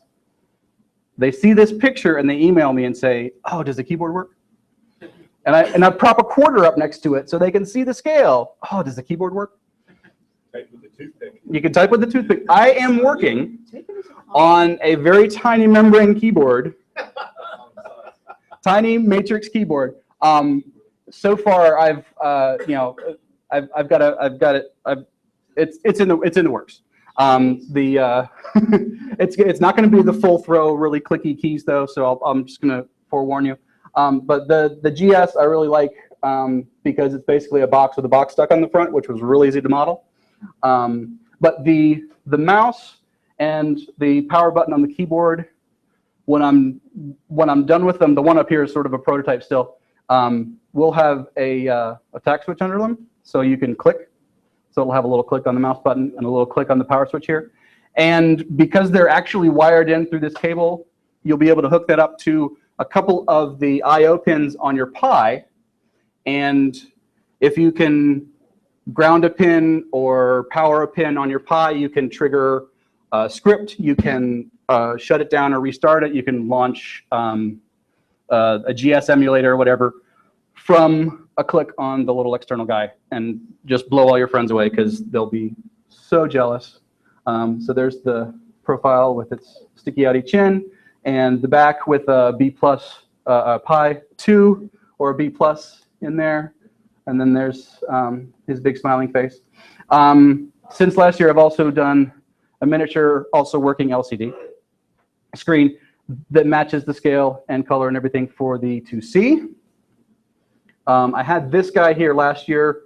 The screen actually will rotate. The switch on the top clicks and turns it on and off. Here we go. This is the Mac 128K, 512K Mac Plus version. It comes in beige or in platinum. So if you have a platinum plus and you want it to match, this is an iPod Nano, and the dock goes in the top. You can still get to the buttons on the top. We've got the SE, the SE30, and the kids love them because they're so cute. No, that is not my kid. So this is a key switch from one of the more common key switches from an Apple IIe, and this is the post, and this is the part that breaks very often. This is a less common one and a little bit more difficult to find post and key switch. And here they are modeled in 3D, and you can order them from my Shapeways store. You can order them one at a time, or you can order them by the dozen if you have a keyboard that looked like mine with the, half of the keys were broken off. And I wanted to talk about all the things that I make, all the things that I make a 3D model of, all of the Arduino code that goes onto the adapters, any of the circuit boards are all open source. The hardware is open source hardware. The software is Creative Commons. All the models are Creative Commons. And so if you wanted to take this board and modify it to fit a different kind of mouse, or if it doesn't fit, the A2M 2015 or whatever it is mouse, and I haven't updated it yet, this board you can get, download the at least the Gerber files, or order just a replacement board if you want, instead of having to get the whole package from me, from OSH Park. OSHpark.com. They're the ones that make the purple circuit boards that go in all my stuff. If you design circuits, if you want to have a quick prototype, or you want just a handful of something instead of having to go to a board manufacturer or have to silkscreen your own, OSHpark.com is inexpensive, fast, and real easy. All you have to do is upload your standard files. I think that they take Gerber files and SVGs and PDFs and stuff of your circuit board designs. Whether it comes from Eagle or Fritzing or whatever, they're going to take that standard file and they'll make you a circuit board. So that's what I use. People have asked, where do you get these boards done, et cetera, et cetera. The first ones I got done at another place, and like the minimum order to make sense was like 25 or 50. This you can order a minimum order of 3. So if you just want to get something done and you're not sure it's going to work, you don't want to spend $500 to get a whole run of them, or you just need one, you get a couple of backups. All the code for everything, as I do it, I'm not really that great about making commits, so just ignore that number. But all the code is on GitHub for all these things. It's all basically written from samples and examples, and it's all well documented. I wouldn't be able to do half of the stuff that I do without the Adafruit forums, the Arduinos.cc forums, any of those kind of things. So a lot of the stuff that is in there is sample code and example code that I've taken apart and combined and rejiggered, and it's all should be fairly well documented and commented. You can make your 2C adapter do something totally different than what I intended, or have it work with the AZERTY keyboard or the Quartz keyboard or what have you, just by changing the code. And please reshare on GitHub if you do. The other thing is all of the 3D models are on Thingiverse, which means that you can download, and if you have a 3D printer, print your own. You can modify, you can remix, reshare, whatever you want to do. All the STL files are there. A lot of the 123D design files are also there. And that means you can open them up in 123D design. Makes it a lot easier to modify instead of just the STLs, which is what you need to print. So that being said, thank you. And any questions you might have? Will everything you showed us today, except maybe the shirts, be available tomorrow? Just about one of everything. Not everything, just depending on what I could get built before I got here and also built while I was here. If you have a certain cable that you want me to make, I've got stuff to make cables of whatever length. So if you need a Disk 2 cable that's 14 feet long, I might even have a 14-foot long ribbon cable. I'm not sure. The some of the other models. I don't necessarily have all of the variations on the models, but I've built, and you've seen me painting and sanding and stuff, and I apologize for all the paint fumes while I was doing it, but the majority of the products are available. The prices are going to be whatever you see on the website minus a little bit. I'll give you guys I bought it at KansasFest discount. And then also, if you have one of my earlier products and you want a case for it, bring it to me and I'll make sure I get the case and the decal for you. And I'm going to decide how much those are. They may just be, $1 or $2, and you can get your X-Acto out and cut the ports on the side yourself. Or it might be free and you here, take it. I'm still working on how much of that stuff I'm actually going to be able to get done before the vendor fair tomorrow. So anything that I don't have, you can order online. There's links to all the stuff on RetroConnector.com. And again, if you want to download anything from Thingiverse, or I should mention also, any of the 3D printed stuff, you can also get it on Shapeways. There's links from my website to the Shapeways versions of the models. Shapeways is the place that prints them. They come in plain white. They kind of have a powdery finish to them. And if you want to go through the process of painting it, maybe you want a Bell & Howell black instead of the beige one that I make. I mean, I can make you a Bell & Howell black if you want. And there's actually an order. There's a checkbox if you want to order one. But somebody says, "Oh, I don't want it in black. I don't want it in beige. I want it in black." Well, I have it on the website. Anyway, so you can buy one from Shapeways, and it comes straight to you, and then you get to paint it however you like. So does that answer your question? I've lost track of it. Yes. All right, thank you.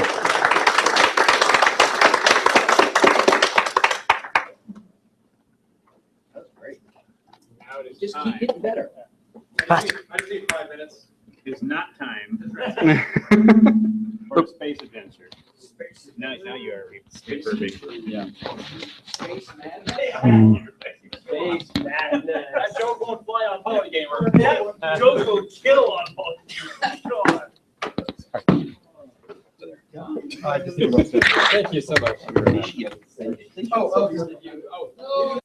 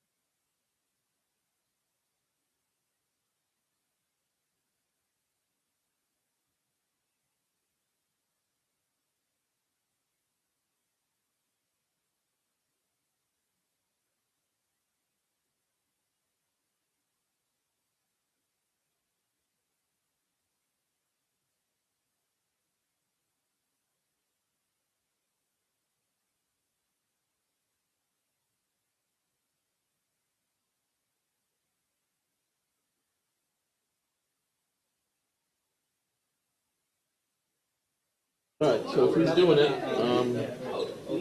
boom. Not even photo rev too. It's gonna be Photo. as soon as I can get my hands on one. The wireless mic keeps distorting, but yeah, it's just a way around it. Again, this is version 1.0. It produced relatively decent stuff, but I'll put it together. It's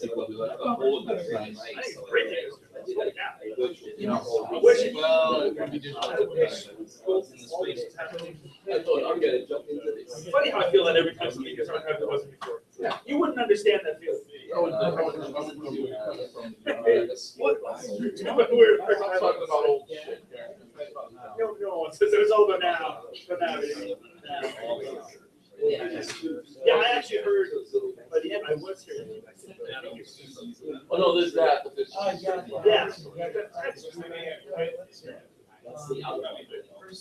was assuming on this.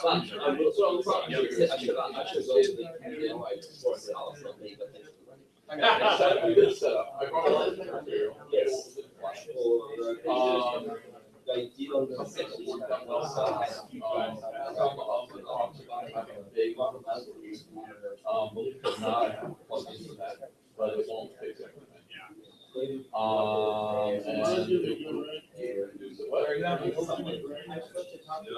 one you're thinking of really, so I don't have It won't be super pro level. It will be, just don't want to hurt that. Right. Otherwise, I would need everyone, slides that I want to straight to treat the slide. And then I gotta run it. Well, just like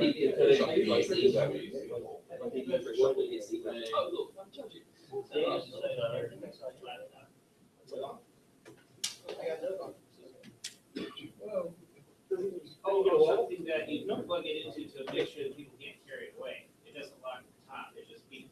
Yeah, it's just like, Yeah. so it's like the new version of this, like, what it means is I don't trust all the employees. Gotcha. You got it for KansasFest, don't you? Yeah, I know. Yeah, you got it when he got to this table, he's like, oh, no. Yeah, well, I'm gonna sit beside you. Then lock it up. Lock it up. Get up, knock it down.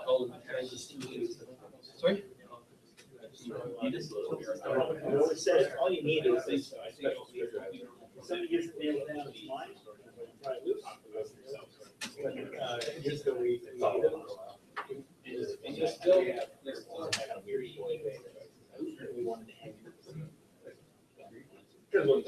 so there was like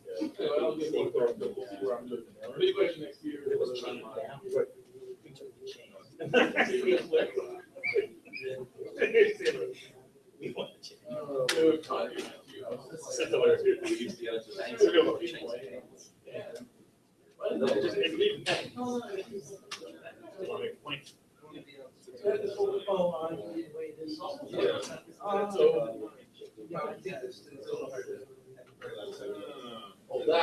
That's not a big deal. Oh, yeah. Yeah, it was, I just don't know if she can do it. Oh, both of them. I think she likes to play in the 5 days notice or something. Because there was a very rare occurrence of Alan Ward.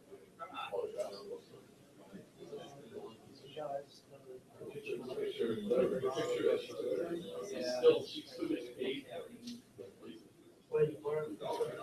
Yeah, Savage, You know, and I'm just verifying, you want this one in mind, to Sure. see that, like, I have no reason to not have it recorded. This one. And we got a request on the chat, please record Ken or stream Ken or something. I Ken. sold this. What? Do Ken. So, They said. okay. Is there anything, like, if you're gonna have people, I guess it's fine. I mean, when they shout out their commands, I'm going to repeat it. You repeat the commands. Yes. So, okay. So, And there's no, is there a visual element to it? no, I'm just going to put a logo up there so there's something to look at. Okay, then I will focus it directly on. Sounds good. All right. There's not, is there anything on the screen? I'm just going to put the game's logo up. That's all.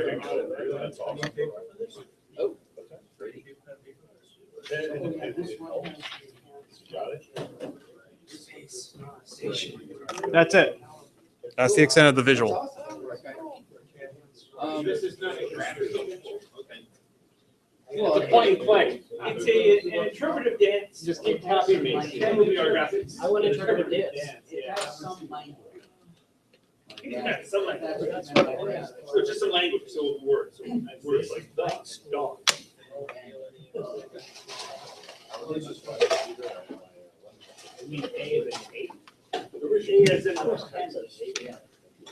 There we go. Anybody want some graph paper? Yeah. Sure. Do we have any pencils? No, I make that a pencil. Are there any dry erase markers for the, would you get? You can use the whiteboard. That's what I was gonna say. All right, so Yes, Michael. Excuse me. It's possible for you to be mindful that I don't plan on moving around a lot.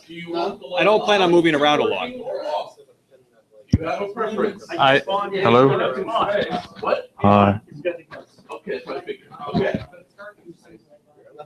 Close your eyes.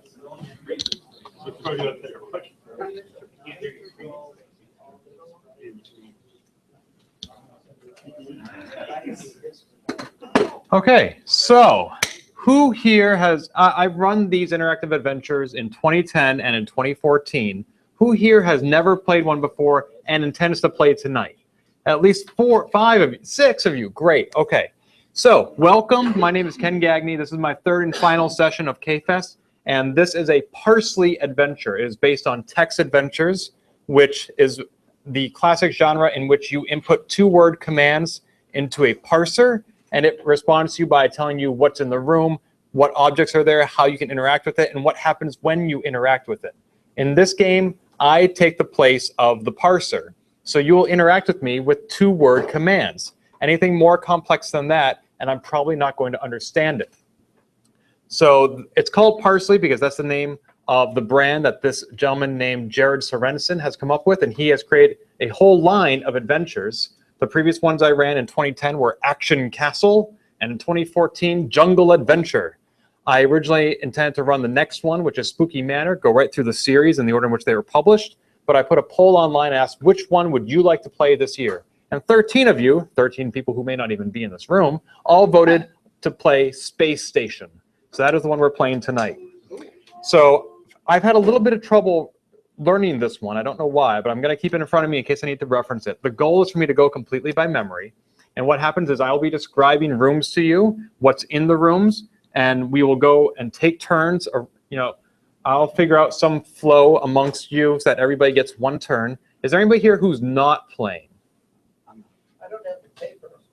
There is no paper. You don't need paper. So Mike Whalen is not playing. Jason, are you playing? No. Okay, so Michael and Jason are not playing. No, And you're not playing? Sure. So I'll try to be mindful of that. I may call on you. If I do call on you, just say pass. Nothing personal. And ideally, you'll work collaboratively. You can talk amongst each other if you like. Otherwise, it becomes a little bit like Twitch plays Pokemon, in which case one person says go east, the other person says go west, and you end up right back where you started, and nothing gets done. So we're a party. You're not competing amongst each other. That is correct. Now, that said, I believe I forgot to confirm this before tonight, but Mark LaPlante, who works for NASA, has some cool space memorabilia, like stickers, not like moon rocks, but cool stuff. And I will see if maybe if one of you issues a particularly creative command or effective command, I'll see if maybe I can type some rewards to you after the fact. Let's see, there is scoring, and I'll give that to you at the end of the game based on what you do or do not do, whether or not you live or die. And you can live and still not accomplish all the goals. There are, say, side quests, if you will. Let's see. You're welcome to take notes, draw maps. If anybody wants to use the whiteboard, that will be Martin. Martin is anybody. And I think that's it. Are there any questions about how this works before we start? Anything I overlooked? Okay. What prize does the winner get? Well, if you successfully complete the adventure, the prize is that you win. Very similar to playing Carrington's awesome Choose Your Own Adventure game on his door. You live or you die. Or you repeat the game. We can always start over. If you are extremely effective at getting yourself killed, we can start over if necessary. And I'm just putting that up there so that there's something to look at. There is no visual element to this game that I provide. You're welcome to draw your own, as I said. I see John is well prepared. There's also online an interactive fiction cheat sheet that if you've never played a text adventure before, this will suggest some commands you can use. It's not specific to this game, and that happened one year where I handed out the cheat sheet, and one of the commands that says is dig. So they were in the jungle adventure, and the person tried to dig, and I'm like, you dig and find nothing. And the player said, but the cheat sheet says I can dig. I'm like, well, you can, doesn't mean you should. I would recommend not digging in the space station. Well, it depends on how you're on the second level. You dig through the We could screen, but middle floors, get sucked out by the vacuum and die. All right. So, shall we begin? Okay. Like I said, I'm going to keep this here. I may need to reference it every now and then, but I'll try not to. I apologize if I cheat. So, you wake up inside the confined chambers of a cryosleep chamber. You're weak and dizzy from prolonged cryogenic sleep. Exits are out. We'll start with Peter, and then we're going to go that way. No, actually, we'll start with Martin. Are you playing?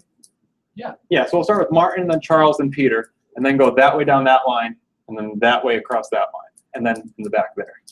So you wake up inside the confined space of a parsec regulation cryogenic chamber. You are weak and dizzy from prolonged cryonic sleep. Exits are out. Martin. Inventory. You are wearing a long-term cryogenic sleep pajama set. Charles. Stand up. You hit your head on the top of the cryogenic chamber. Peter. Examine chamber. It is a standard issue coffin-shaped cryonic sleep chamber. Steve. Open chamber. Open. I've been forgetting to repeat the commands. I apologize. Open chamber. You open the chamber. Exits are out. Wade. Stand up. You exit the cryonic sleep chamber. You are in the medical bay. You are, let's see. No, you hit your head. What? We got to get them out eventually. Go out. I know, when you say exit is out, you can say go out. So I like a nice place. I'm trying. That's right. You are in the medical bay. There is a hypo injector here. Your cryonic sleep chamber is here. There is a turbo lift here to bring you to other levels of the space station. Exits are up and down. Carrington. Take injector. You take the hypo injector. You now have the hypo injector. Jeremy.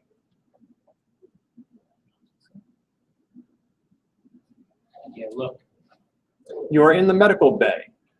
There is a cryonic sleep chamber here and a turbo lift here to take you to other levels of the space station. Exits are up and down. Glenn.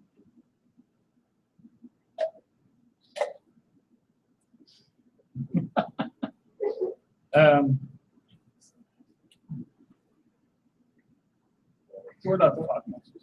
You can. Should just say go out. You can talk amongst each other. Say we were dizzy, and I think if we don't take that, You think we're gonna that's die. I would examine the injector. Examine the hypo or something. I would Oh, that's examine the good. injector to see what kind of drugs can I first. Okay, examine what dizzy. You examine the hypo injector. It is a standard issue parsec hypo injector used to administer medication without pain or penetration. This particular hypo injector includes 3 doses of a serum used to remove the weakness associated with long-term cryonic sleep. John. Use hypo injector. You use the hypo injector on yourself. The weakness that has flooded your body has been removed, however, you still find yourself quite dizzy.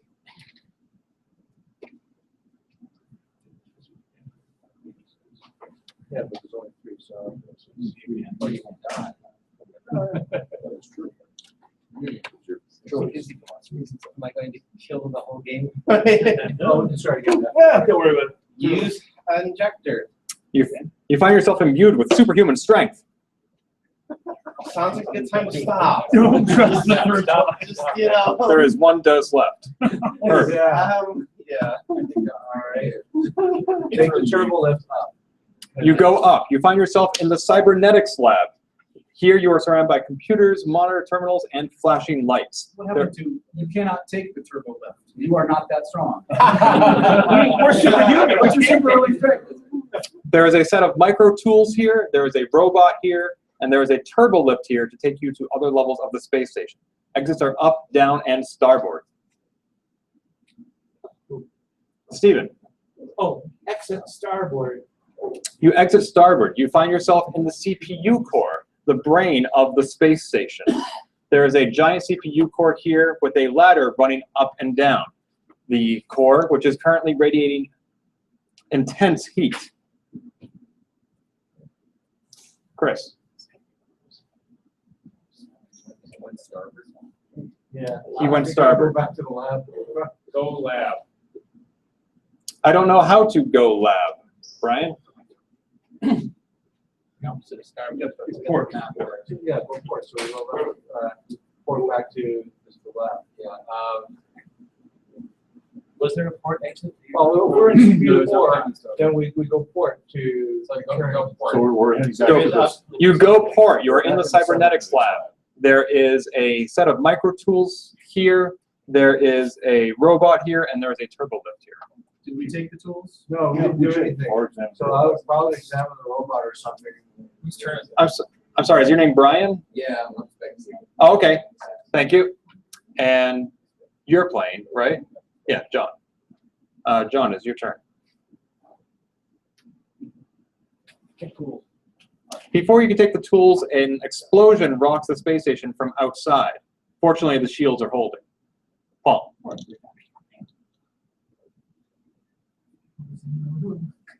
Is there tools or robot?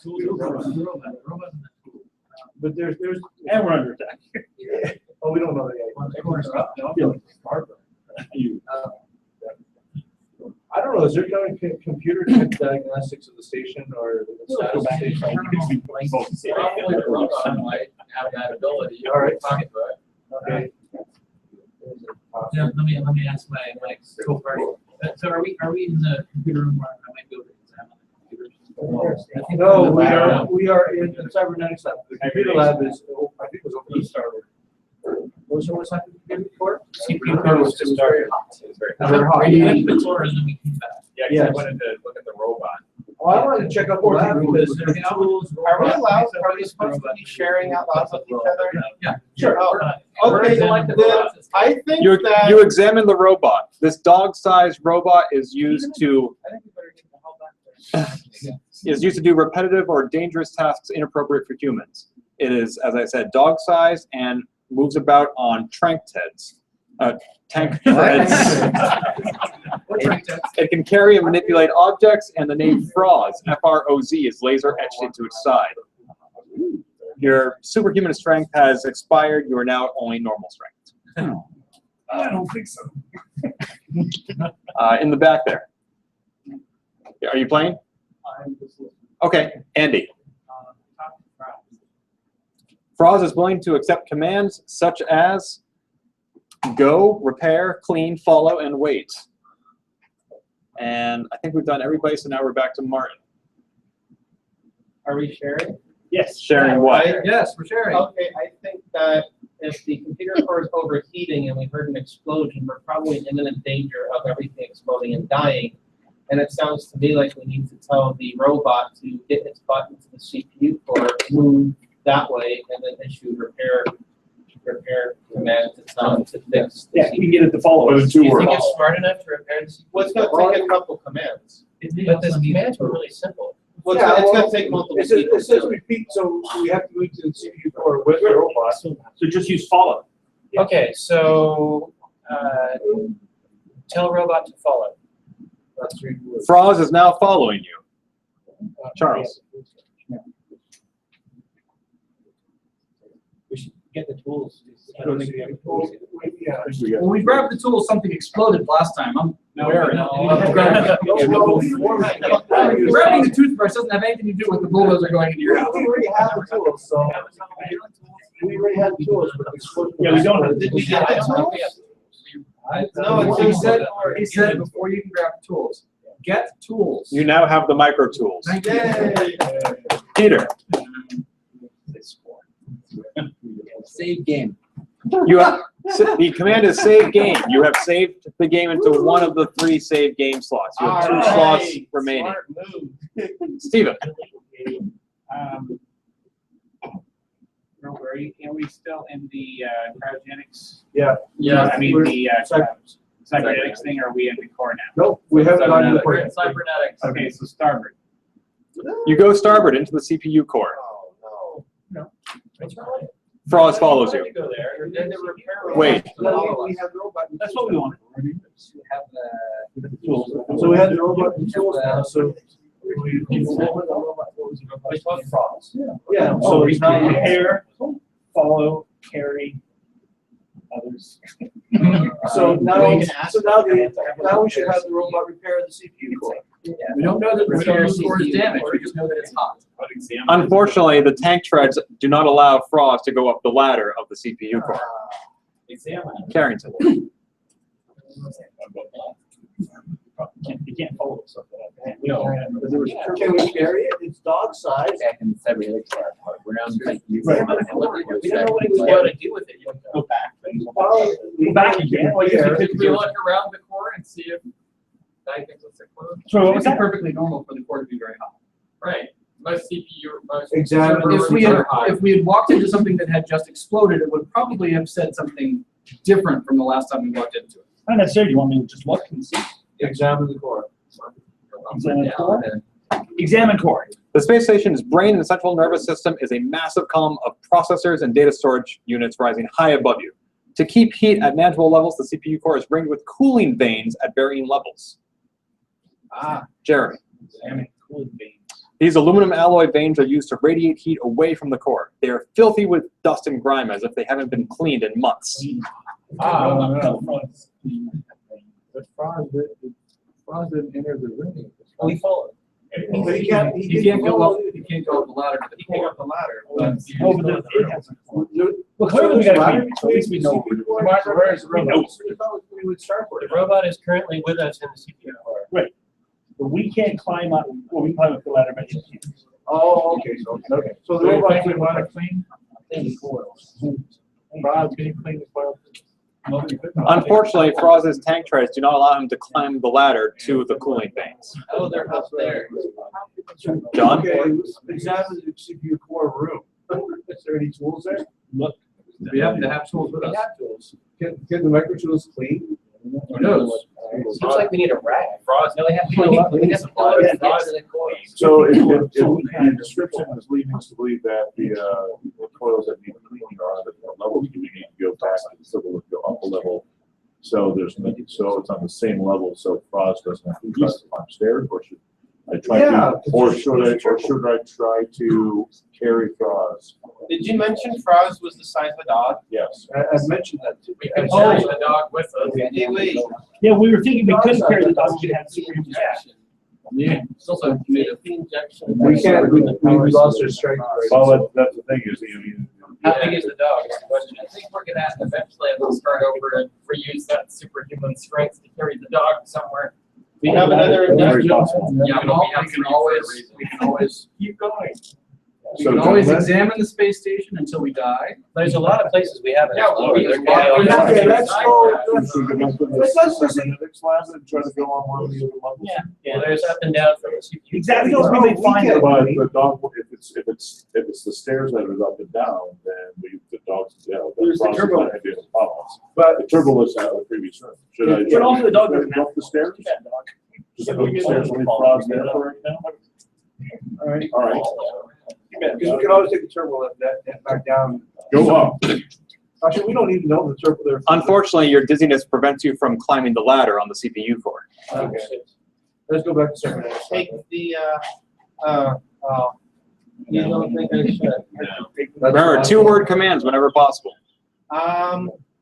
We could load back from the save file again when we still have our superhuman strength. Or we can wait till we die and let's But we're still dizzy. I don't think we had our superhuman strength. No, we don't. They already expired it up. So I guess we're going back, We can didn't down. Didn't we fall down the stair, the ladder? Are there Well, there is still. Another thing to look at is if there's if there is a canteen or a kitchen, it could just be that we need food. That's why we're busy.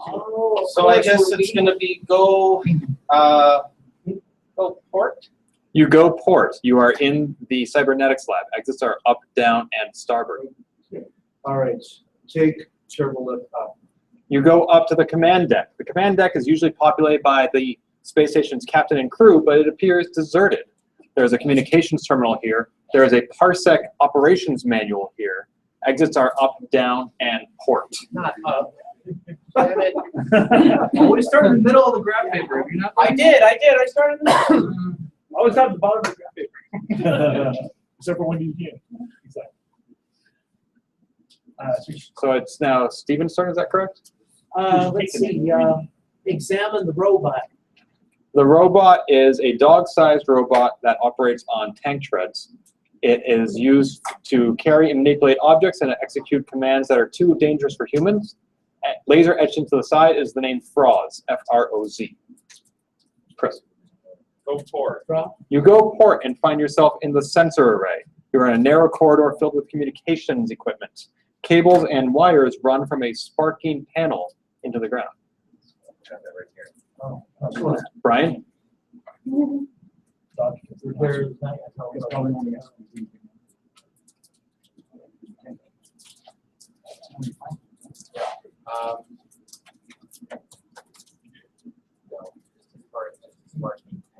You only get 2 words? Ideally. So how would you say like? I can't really repair panel? Command FROZ. What command do you wish to give FROZ? Repair panel. Ah, okay. Brian? Yes, we issued command to the followers. So it's command FROZ and then. Yes. I said tell FROZ to follow. Yeah, so you should still follow as long as he's able. If you want me to say every time you go into a room, FROZ follows you, I can, but he is, Yeah. until you tell him Yeah. otherwise.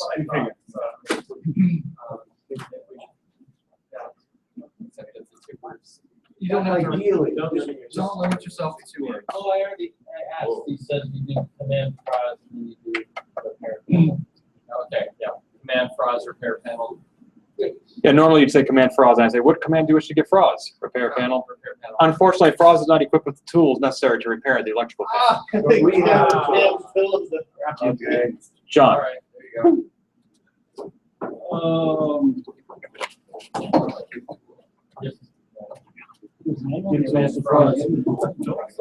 We have. Your FROZ the tools. Do we need to manually? We left it in.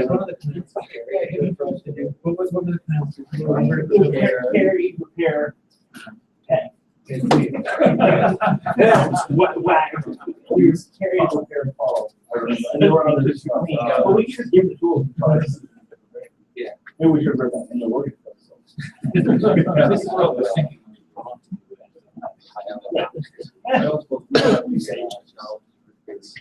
John?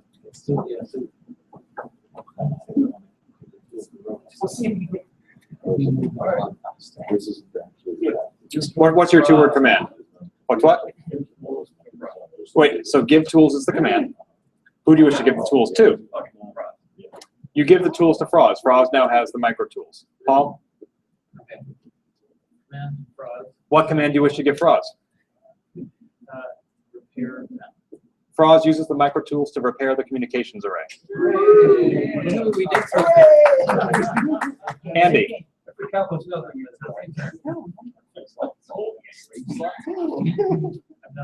Well, we're at the meeting, right? Let's check it out. Yeah, we are. Which room are we in again? We're in the sensor array. So we've got the communications array repaired, so I'd say interact with him. Interact with him. The command was interact with panel. You go up to the panel. Hello, computer. It doesn't seem to do anything. Oh, the manual's back in the command deck. So back to Martin. Yeah, the manual's in the other room. Do you guys remember, is there anything else in the sensor array that we need to do before we leave? I can't remember what else. Starter. You arrive in the command deck. Exits are up, down, and port. So you said there's a manual here? Yeah. Okay, so we need to acquire the manual. Oh, yes, get manual. You take the Parsec operations manual. Peter. Read manual. You read the manual. It is it's a 3-ring binder with standard communication protocols for interacting with alien life forms. It's a bit dry and you'd nod off at times, but in summation, any hostile force must offer the option to surrender before launching an all-out assault. Steve. Hostile force. Any hostile form must offer an option to surrender before launching an all-out assault. Oh, okay. just the rules. While you're reading the manual, an explosion rocks the space station. However, the shields are holding. Steve. Okay, what were we in? We're in the command deck. We need to get back to the command deck, and we read the manual, it talks about how to do communication. I mean, where are the exits from here? I think there's up, down, to starboard and forward. And we have been to all those directions. We have not been to starboard or up. I didn't know we could have used that. I thought there was the other. Okay, and I'm sorry, in this room, there's the control panel? Nope. That Control was panels, the comm panels in sensory. Oh, that's important. You can look if you want to see what's in the examine room. Yeah. The command deck is usually populated by the space station's captain and crew, but it appears deserted. There is a communications terminal here. The turbo lift is here to take you to other levels of the space station. Exits are up, down, and port. Oh, there is no starboard. Communications, we need to use communications. I agree.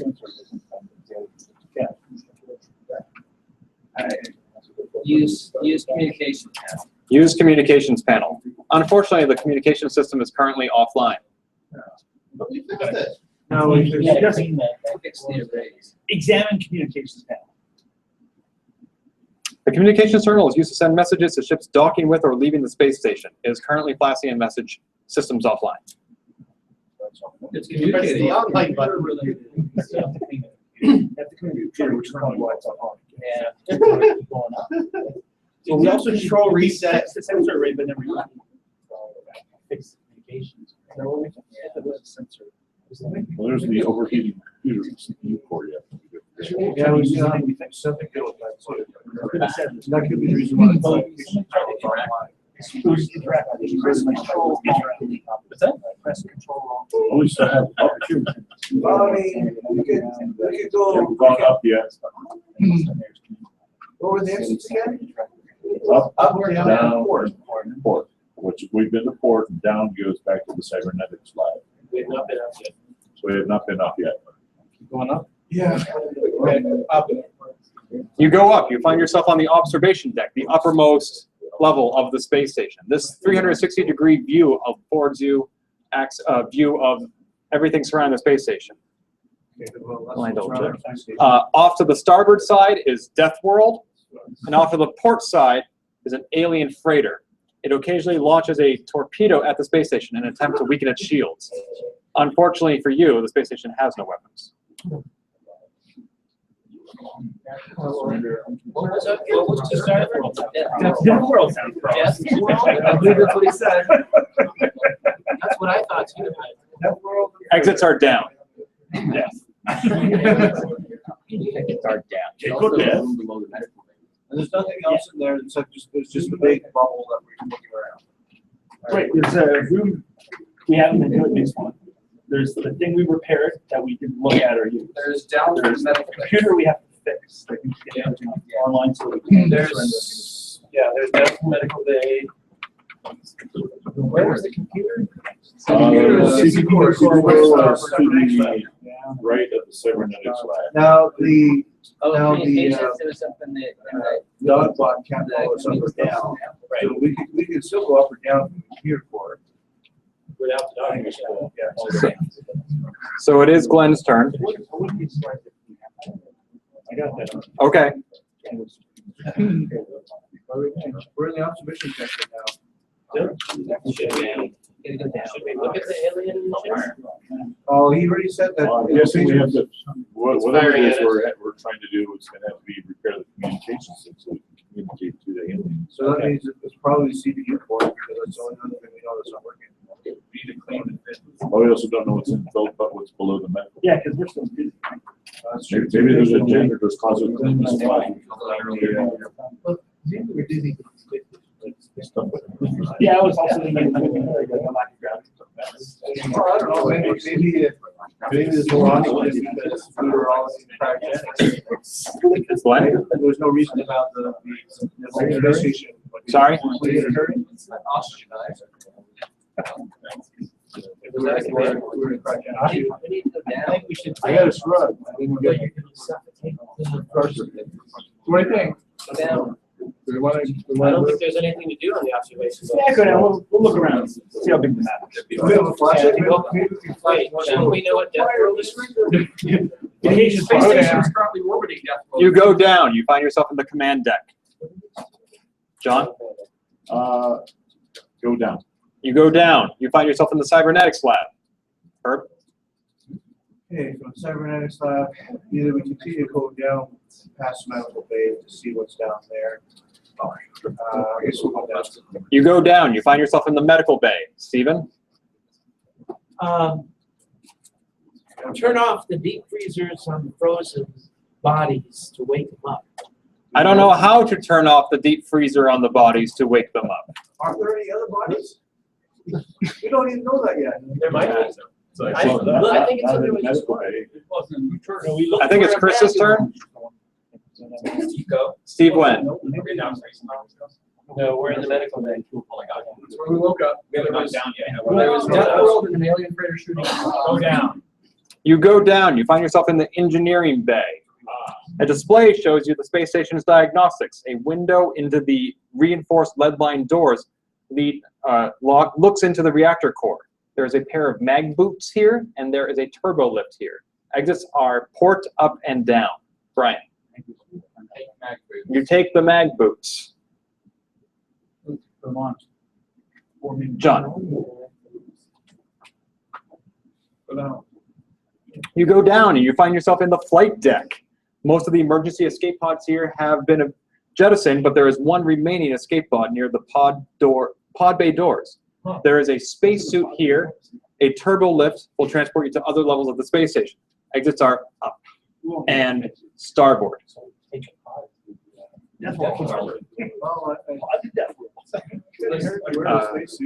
Carl, are you playing? No. Okay, Paul.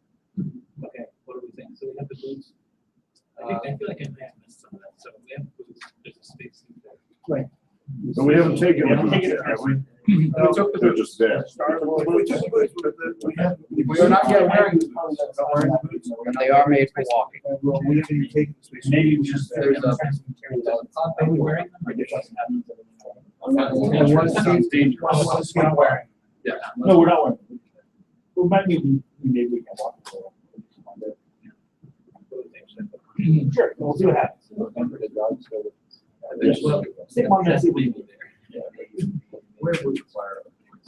Wear boots. Unfortunately, the mag boots are too cumbersome to wear in 1G.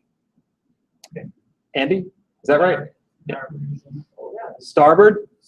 You go starboard. You find yourself in the transporter room. This transporter room is where people and supplies are teleported to and from the space station. There is a control terminal here. Exits are port. Ooh, there's an idea. And I believe we're back to Martin.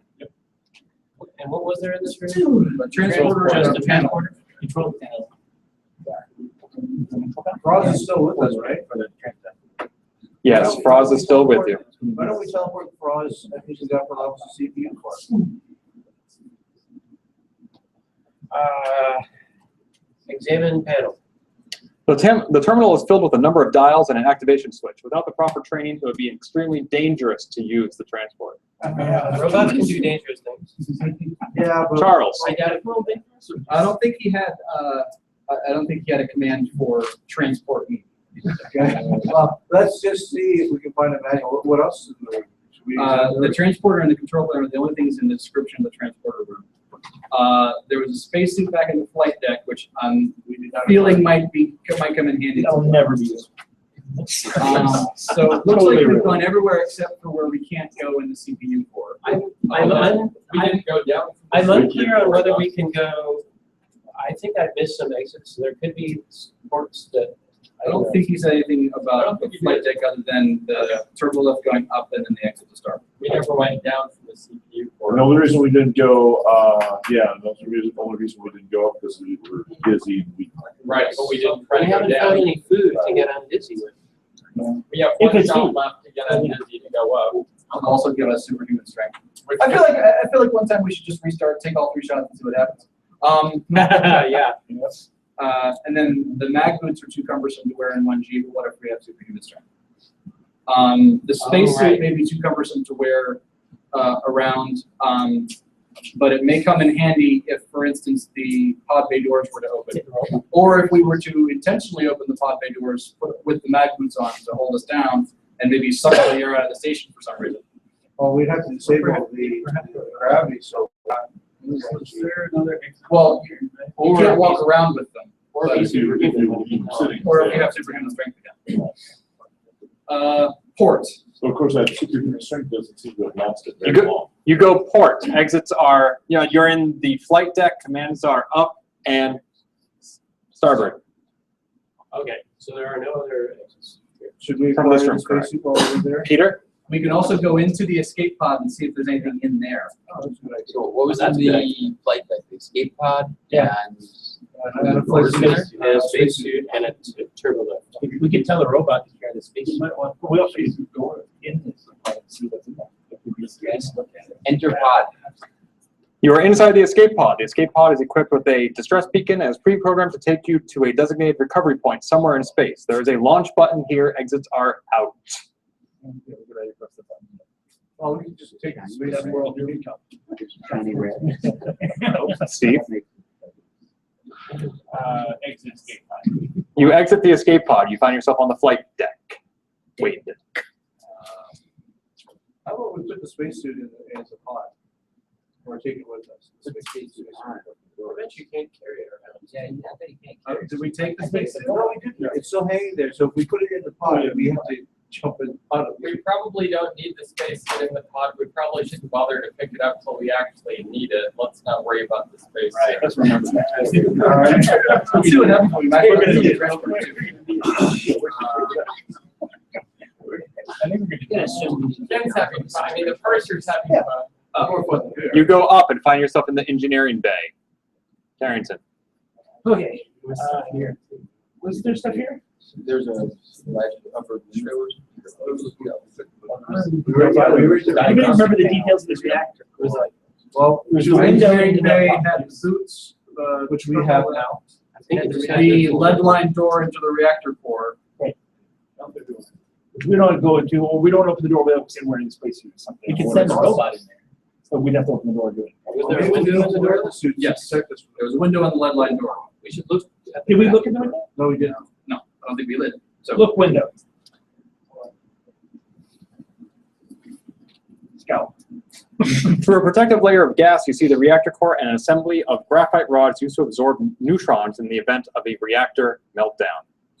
Is there any kind of control panel? Maybe we should check the status of the reactor. Look at rods. The rods are made of graphite and are used to absorb neutrons in the event of a reactor meltdown. I say let's examine Glenn. there must be a control panel of some kind. We should. For the reactor? Well, something has to control the reactor. Probably on, man. Maybe we're really tiny. It's Glenn's turn. Martin uses his turn to ask whose turn it is. That's that of the parser. Yeah, parser. You don't speak the lead. Okay. I don't know, guys. What do you guys think? There must be an exit for this one. He didn't say there's any kind of panel in the engineering bay, did he? We never left. He says it so fast, I can't write it. Shots fired. Yeah, a few of them have their speeches. Why don't you review the live Sorry, stream? I process so slowly that I can't really help it. Disabled transport. Yeah, disabled transport. Should we re-examine the engineering bay and see if there's anything missing? Pretty sure Martin can break this game and just play tell us. Enable cheats. Enable. Coming to break the game. Martin hacks Ken. Do not copy me. Don't copy that one. Copy is If we don't break it soon, we may be here before. He's ready to back the hard back. Over and over again. He's having. Really have no ideas. Well, Where are we? we're in the engineering right now. Do you want them to read? We're in Kansas City, bro. Welcome to clean the cooling fence. We can't clean it because we can't even caught up. No, We find the ladder because we're busy. Well, we do have one more. They could. I mean, we never tried. Was there a gap? Yeah, there's down inside the CPU. Well, we're also. We didn't try. So which we haven't done yet then. Do we just want to go? Maybe we should just take the other So- shot and go up there and see what happens, and then we'll find out some stuff, and we'll start over and speed on through. What do you think? If you want to, right away. He's just said, we go to the CPU core, take a last shot, climb up the ladder. Or down. Which would be part of the shot, yeah. Have we ever gone down a lot? No, We haven't gone either way. Go there first. It could be like food. You eat it, you're not eating it. Yeah. Yeah, let's clean the fence. Superhuman power probably. Exactly, we might need to pick up the puppy dog. So far, we haven't Carrying him up the stairs. Right. There must be another room. Oh, he's too dizzy. No, we can't go upstairs because he's too I dizzy. think we should go But there's a downstairs in there too. I can tell that Ken is unimpressed with our map. There's something missing. Yeah. We're looking to see, but where, is there a place we haven't been? Isn't there that ladder we didn't go down? Up and down in the CPU. We've not been down from the CPU core. We can't go up. We can't get up. Should we try going down? What if there's like? We never tried to. Yeah. Or we don't- There is no penalty to start over. Right. If we die by jumping down the CPU core. That's true. So let's just do it. Because we already saved the state earlier. Go up. Yeah, but we've got a lot of things we don't have. All the saving does is get us back to. You go up, you find yourself in the medical bay. John? Go up. You go up, you find yourself in the cybernetics lab. Herb? Go starboard. You go starboard, you find yourself in the CPU core. Steve? Let's see, plug in cords and see what lights up. I don't know how, you have no cords to plug in and see what lights up. I'm sorry, are you explaining? Yeah. Because you moved, didn't you? Yeah, I was there. Oh, okay, I'm sorry, I think we skipped you the last time around. More than fine. Go ahead. Yeah, but we go down the CPU core. Sorry, what's the command? Well, yes, but we can't clean the fence because we can't clean the ladder to get to the, because we're too busy. Okay, take the last shot. How do you know we didn't take the last shot? Save slot 2. Oh, no. You save your game in slot 2. There is one save slot left. Okay, Chris. well, we can always override. No. Unfortunately, you are too dizzy to climb the ladder up to clean the veins. Brian. Brian. I'm not. Are the safe slots, the safe slots be overwritten? No. That's Oh, you don't just resave over? No, They're- you just save the crappy game. They're worm slots. Right once, read many. Yeah, Oh, I didn't know that. yeah, you We save the all crappy game. Zork can save over here. This isn't Zork. Ken can only use it to memorize so many safe things. Let's go on. Like, it does seem very reasonable. Down. There is no down exit from this room. How did I get the directions? John. Somebody take the shot and go up. I'm sorry, what? I'm fucking a lot. I thought you think that was like, no. I thought you did. It's entirely possible that I, as a human, made a mistake. I don't recall doing that. You can check the video later, but there is no down exit. Okay. Pull up the replay. All right. Is there a patch for this thing? All right, guys. Should we take the shot? and go So on? this is Yes. John's turn. You know, we're just trying to go down, and we can't go up without, well, we can't go up here. We can try this one. Sorry? Take a shot. Of the. Oh, you use the hypo injector and find yourself imbued with superhuman strength. So I'm still busy now. I can just go wander. Last station. Paul,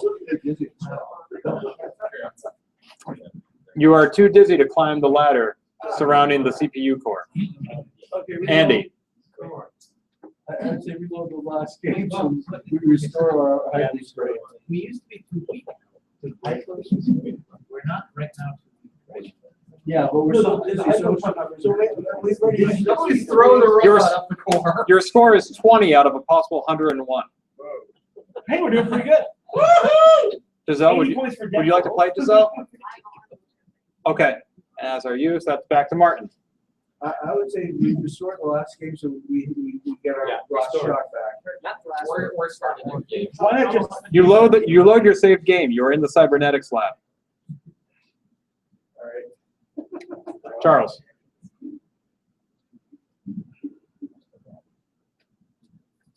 Command Deck has the communications panel. Have we studied how to use, we've read up on the communications panel. Yes, we read the manual, the communication panel does not work right now. Well, I don't know which state, it was about dealing with, it was specifically about dealing with aliens? Yes, or how to deal with the aliens. Right now, the communication panel is offline. Right. Oh, because it was sparking, is that right? Something was sparking. Well, that was over at the sensor array. We were running that, but there's a panel, but we don't, I don't know what the panel of the sensor array is. Okay, so, where are we in that way? We have. Yes, we're on the other side. You go up. You find yourself in the command deck. Peter, Command Froz. what command do you wish to issue to Froz? Repair panel. The panel's ready to be fixed. Unfortunately, there does not appear to be anything wrong with this terminal. Stephen. You need to go left. The broken panel was, Well, I thought we gave him the tools to. We've repaired the panel. We already fixed the panel. You didn't check on the panel in the sensor array. You don't know what it does. Yeah, it comes back to fixing the computer, I think. which save state did we do? The first one? We say we're back to save state 2. Yeah, which is. At this, we restored the first slot. You restored the second save game. Yeah, we just said restore, we restored the most recent saves. So I would say go back to sensor array and see what the panel does and see if we can, at least examine. That makes sense. We should. Because we never What checked. level is it? Yeah. What level is the sensor array on? Yeah, we never. I thought we tried to use it, showed the- I thought we tried to use it and said it was stored offline. No, that's the communication panel on command deck. Oh, So we should go port then, right? Yeah, go port to sensor array. Go port. You go port and find yourself in the sensor array. This is a narrow corridor filled with communications equipment. Cables and wires run from an access panel down to the CPU core below decks. CPU core is below. Cables and wires. Always examine everything. That goes You're down. going in a circle. Oh, Wait, wire. so we should, So if that goes down the CPU core, wouldn't the coils be there? can we, should we examine the panel? And the cables. Yeah. Yeah, examine the panel first. Examine the cables. The cables run from the access panel down to the CPU core below decks. So it's a way to get, we can use the cables to call down to the place we have to clean. Yeah, we should do that. Well, that's interesting. Who even says we have to clean it? It's just dirty. That's just because. It's hot and it's dirty. It doesn't mean it's actually causing the things to be offline. Well, it says it's more heat. I like that, you like the lights I went. I would like to examine the panel of the sensor array. The sensor, I think we should too, and see, so examine I'm sensor. paying attention, but I'm playing with that. The sensor array is part of the communications equipment filled in this narrow corridor. Part of the communications. Okay, well, let's go down, follow the corridor. So Carrington's turn. No, I don't. Oh, Jeremy's turn. I always confuse you two.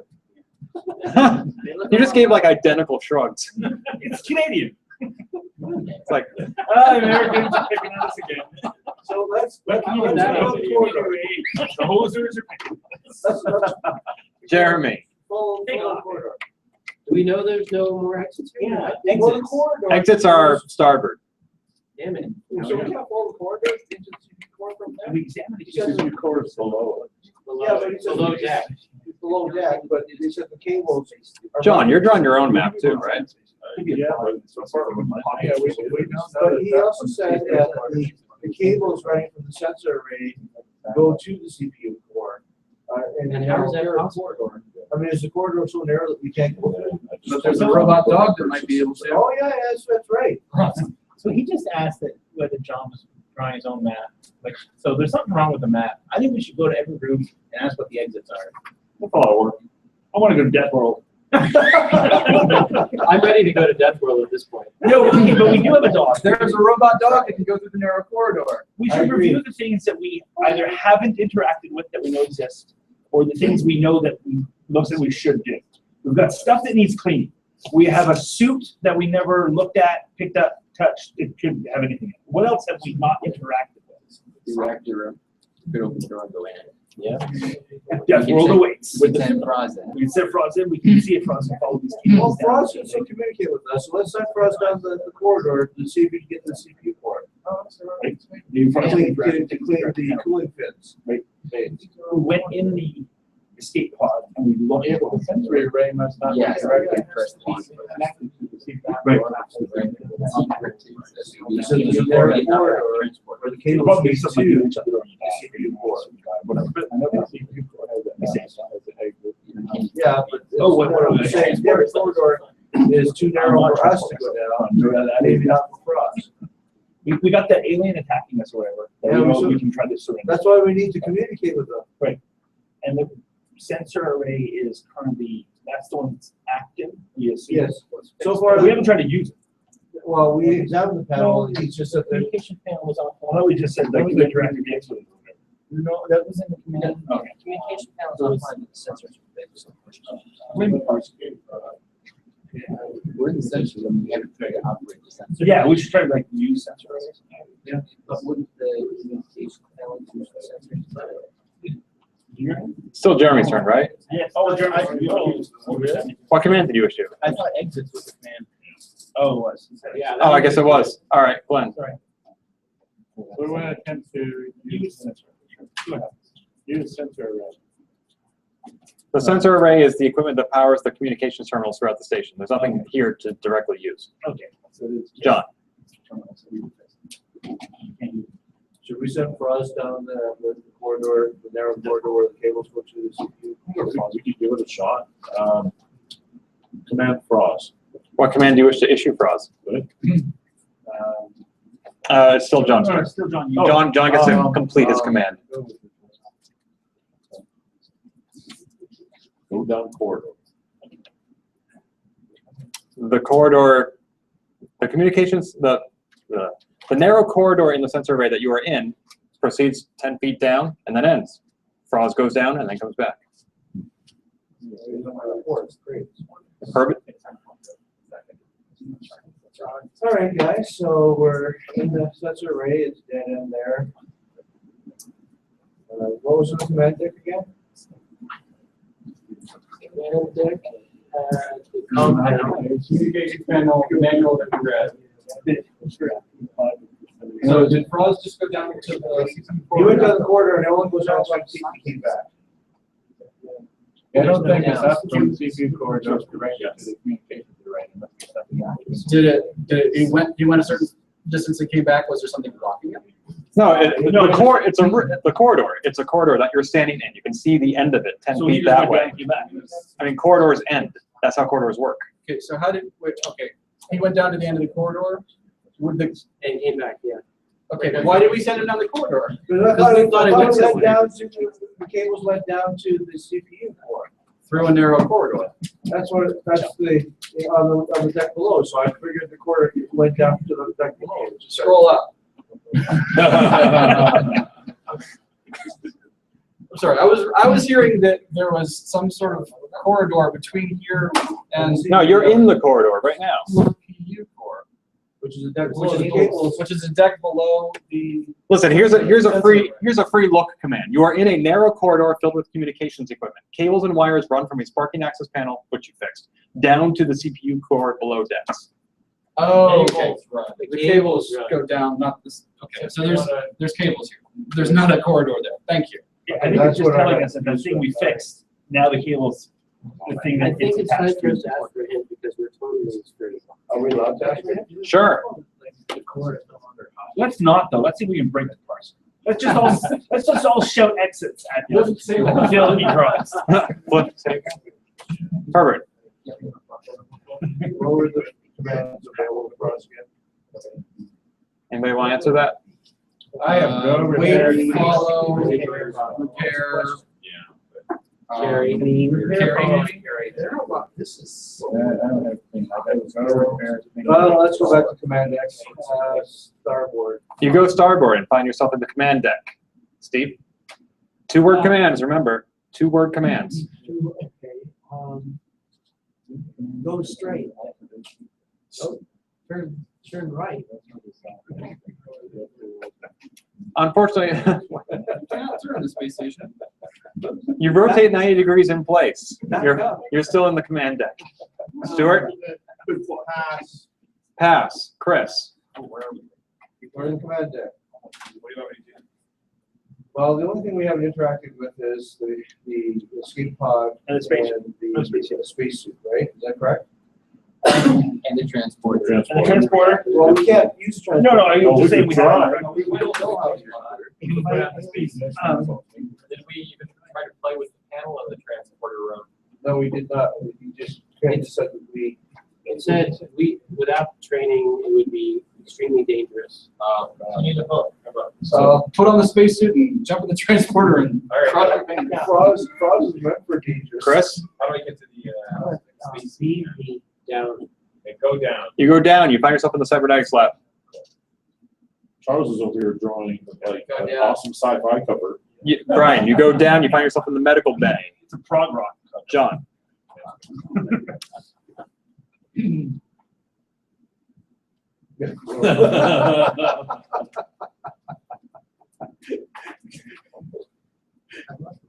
Pay no attention to the man behind the man. No, I'm not looking at him, I'm trying to read.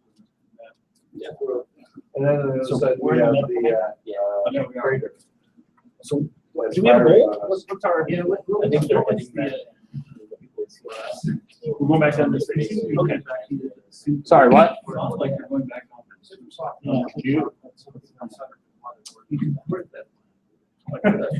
Or delay it. Yeah. But not the extended program. Base 60 or right about the base. We're getting roasted to Charles and drawing.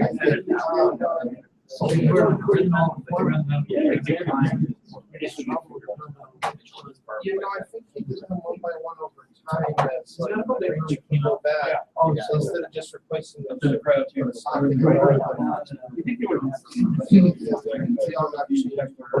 what are we? Okay, guys, I'm gonna have to start instituting a time limit on the moves Yeah, we're spending. because there's a lot of collaboration. So 1 minute from now, you have to make your move. Down. Okay. You go down. You find yourself in. I'm sorry. Where were you? The medical bay? Engineering bay. You're in the engineering bay. Paul.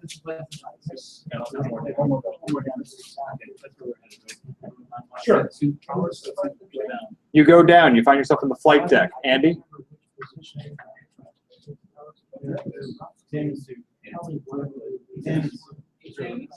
This spacesuit is used to protect humans from rapid acceleration and cosmic radiation, without which space travel would not be possible. Now, back to Martin. Okay. You had some inappropriate exits in the CPU core. I don't know if that was my mistake or yours. I'm going to assume it was mine. And I'm going to correct what may have also been another mistake of mine, although I don't think it was. It's probably mine.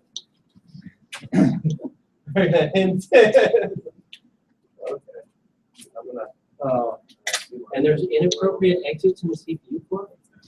You thought you could go up and down from the CPU core. There's no up and down. Oh. If you go up the ladder, you're still in the CPU core. There's a ladder. There's the top of it. The CPU core. Okay, the ladder doesn't lead out of the room. Right, but we That's what I'm also. getting at. There's a ladder, but it doesn't lead out of the room. It leads up to the fence. All right, so just get rid of the arrow. So Charles, you're next. So for those who didn't see, for those who didn't see it, there are no exits from the CPU core other than port, and engineering bay does have a port exit, which was not on the map.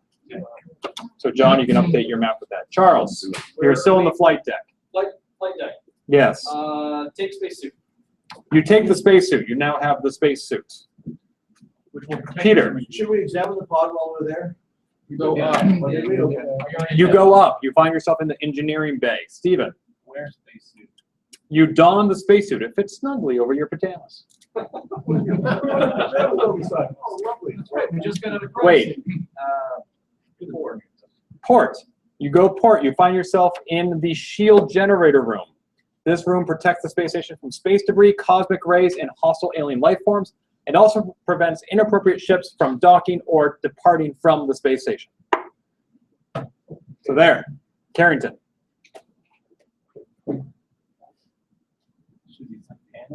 Should we examine the status of? You didn't give us any. I'm sorry, exits are starboard. You're right. Should we examine the status of the shield generator? It's probably too common, but we should examine shield generator. I think so, just examine shield generator. This panel allows you to raise or lower the space station shields. What do you think, raise them? Well, we've already Well, they're already up. Raise the shields. Oh, wait, the shields are holding. They're already up. Shields are holding, we don't want to drop them. Okay, so here's the question. If we lower the shields, that could be a signal of surrender. That's good. Well, I think we should have communications on first. No, and because they'll probably then tell us. That's a possibility, but we still. What do you want to do, Canadian? We retrieve safe status too, so. If we get lower, we still retrieve. 30 seconds. Go back. Just don't say shield status. The shields are up and holding. That was a response to the command shield status. Glenn. I Americanized it. Canadians. Shield Okay. status. Sorry, what was that? Do we have a plan? Google walkthrough. Well, we have the spacesuit on still, so we could go back and try to go through that door. Oh, protection against radiation. Yeah, that's what we're thinking. The spacesuit's helping us for that. And then once we communicate. So there's a lead door here in engineering, right? Okay, does the spacesuit include a helmet? I don't remember. Yeah, well, Go up the we don't know that for sure. So we're going to start with that. Our direction. You're in the shield generator room? Is that correct? Your exits are starboard. Does the suit itself have any communication? Go starboard. No, exit was your command. Now it's John's turn. Oh, okay. So we are back in the engineering bay? No, you're in the shield generator room. So do we want to go with the suit and try to go into? Yeah. Okay, so, Go starboard to. yeah, go starboard. You go starboard. You find yourself in the engineering bay. Perfect. Okay, so now we want to go into that, the reactor class? Yeah. Can we, okay. You know, load the game again. All right, enter reactor room. Are you out of your mind? No human can tolerate the radiation that's in there. We have a dog. Steve? Leave room. What needs the main? What direction do you wish to go? Back up. You go up. You find yourself in the medical bay. Stuart? No, Brian. Yeah, but Stuart should be next, and then Chris. Yeah, they exited this space station. The last two turns right there. Brian. So we're in the medical bay once again. Is there anything else that we can take? that dog. Yeah, we could try sending that dog into the reactor core, right? You know what? It wouldn't let us open the door. But he said we weren't, We didn't have our superhuman strength.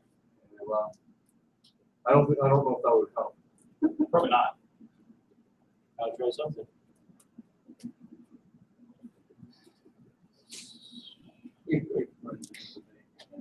I mean, Wait, where's the communications room? communications up command. What are we doing? Go up. You go up. You find yourself in the cybernetics lab. I'd say try and talk to the aliens. John. All right, let's give it a shot. Go up. No, not you, John Leake. Oh, sorry. What, we're just an engineer? Well, You went up to the medical bay, and then to the cybernetics lab? Yeah, so you're in the cybernetics lab now. The communications array was down and light was flashing, was offline. Yeah, turn it on. Yeah, turn it Well, on. yeah, that's a good point. We didn't even try turning it on. It just said it was offline. It didn't say it was damaged. You go up, you find yourself on the command deck. Paul. So is the command deck the place that's on? Yeah. So Unfortunately, the computer systems are offline. Okay, so Andy. It says offline, so can we put it back online? Because the computer's down, because the things. can we ask Frost to repair it? Yeah, tell Frost to repair the communications array, turn it back online or whatever. Power is connected to the terminals, but the systems remain offline. Martin. Well, we need to know. It's probably so cute. Anybody have any kind of idea I'd say just why take the computer's offline? I think it's offline because it's overheating. It's overheating because the fins are big. Yeah. So We can't could, turn the for fins instance, because we're dizzy. so Right. okay, is there Why an do we idea get for instance? dizzy? But let me just throw out an idea. So you put on the mag suit. You have the spacesuit on. You inside launch the thing to suck all the air out of the place. You cool everything down. You shut the door again or whatever. And now, like I'm saying, to think outside the box, like, and now it's cool. And the air sucking out would also pull the dirt off the fins, and maybe that would restart the Oh, okay. I don't know. I'm just You're throwing basically saying open the airlock in the flight. Say open the pod bay doors. Okay, that's good. Eventually, one of us has. It would be just worth it to say that. You know, or frogs. Maybe it was only pod bay doors. Martin. Let's go. I need a command. Because maybe Enter turbo lift. What direction do you want to go? Down. You go down, you find yourself in the cybernetics lab. Charles. Open the pod bay doors. We're going down. Down. You go down, you find yourself in the medical bay. Peter. Down. You go down, you find yourself in the engineering bay. Steve. down. You go down, you find yourself in the flight deck. Wade. We're going to the flight deck. We're on the flight deck. Okay, open the whole pod bay doors.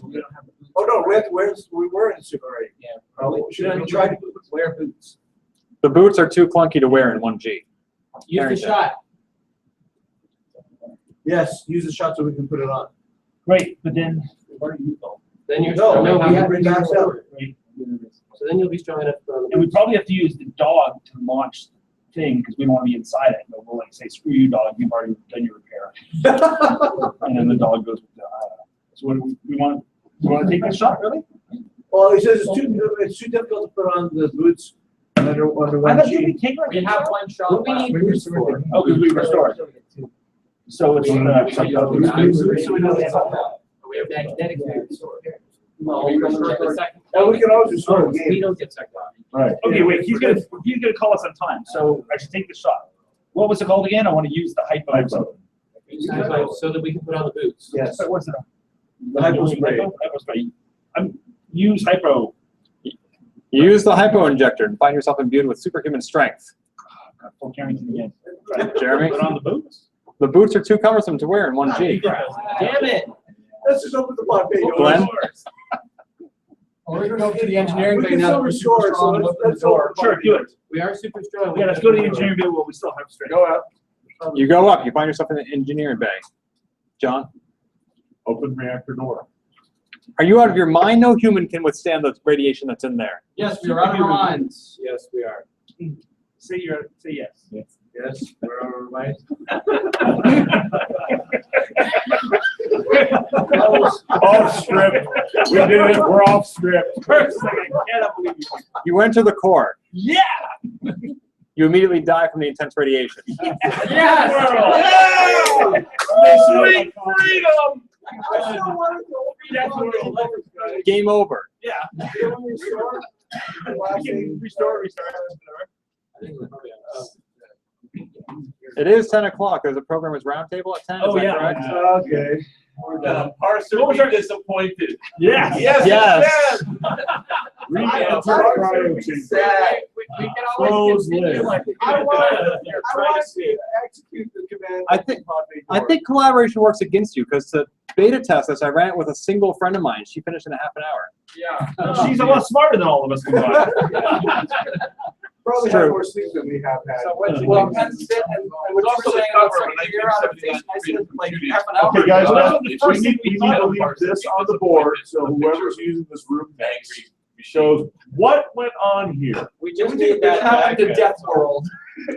Yes, please, somebody take a So picture we're of not that gonna board. Yeah, that's classic. So you don't want to adjourn to the church like last year? We can. Oh, yeah, I thought that's what we were doing, right? Is that what you I want to wanted? do this program strategy. Those who want to continue playing, we can find somewhere to play. Well, I thought we were gonna be on the. Okay. We're not going to be on what? That's at 11. Is movie Oh, night tonight or tomorrow? That's an hour from now. Oh, I'm sorry. The movie's tomorrow? At Yeah, we'll be 9:45. tomorrow. Tomorrow night. Okay, good. Just making sure it wasn't like. Yeah, we're not there right now. So are we continuing here? We're moving into the chapel if it's available. Okay. Last time I saw, Kevin Can we Savage was wheel interviewing for. the whiteboard over there? No. Okay, so there's a programmers roundtable happening now, Apparently. I guess. Please. What programmers are going to be roundtabling here? Are they here to roundtable? It's in the lobby. Hey, look, it's Ken Gagne. Okay. Well, when they come, they can table around it. You know, we're all losers with the space station thing. We're gonna die. Well, that's fine, but I want to take a picture of this once Charles done. Just remember command control. And something down. Especially like the guy going. That's good. Oh, and it's hot in here. Yeah, it does.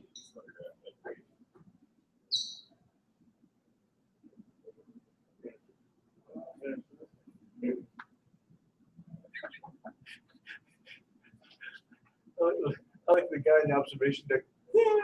That's right. While the freighter is firing some fish-shaped torpedo at us. Well, it was It's supposed to be, it was supposed to be Bullet Bill. Bullet Bill, yeah. Hey, it looks like Bullet Bill. Is it Bullet Bill or Bullet Bob? I can't remember his name. All right.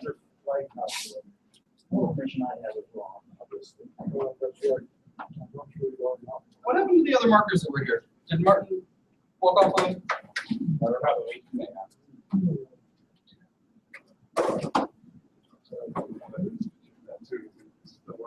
Yeah, I know. I'm just gonna wait till he's done that. Get a clear shot of it. Oh, I'll never be done. Well, we're gonna be moving out of here soon, so Whether I'm done or not.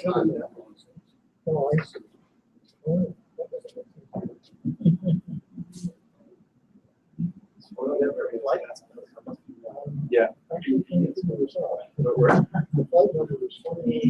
you looking at? There's an engineering bay, and there's the lead line door. And then here's reactor core. And then we've got Wi-Fi.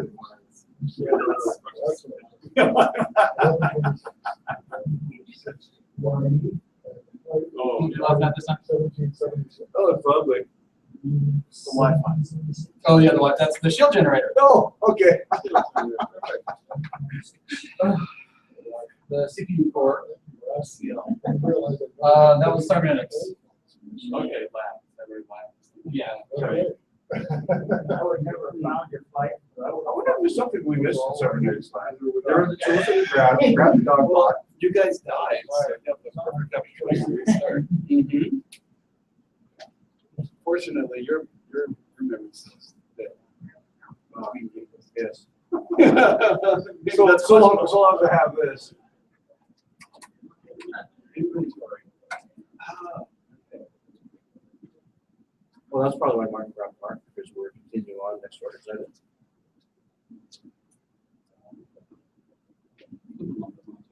What's this for? Is this just somebody being cute?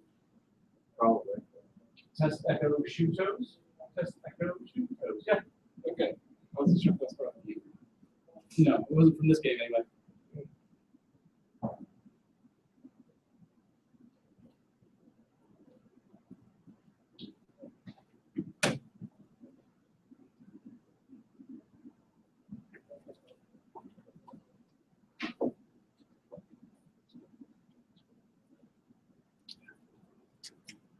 flight.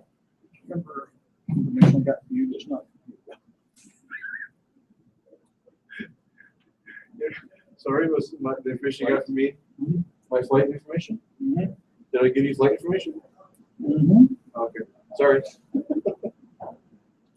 Oh, you mean for outgoing? Yeah. For tomorrow or Sunday? Sunday, yeah. Oh, I have to look at my itinerary. I don't know what it is off the top of my head. What did I say to? What did I say? Jeremy's one seems to line up okay, but yours, I can't find just a flight number. Oh, okay. I'll have to check my itinerary. Great. Can you take a picture of this and email it to me later? Oh, you can, I'll step back and you can take a picture. You don't have to rush on this. You can email me.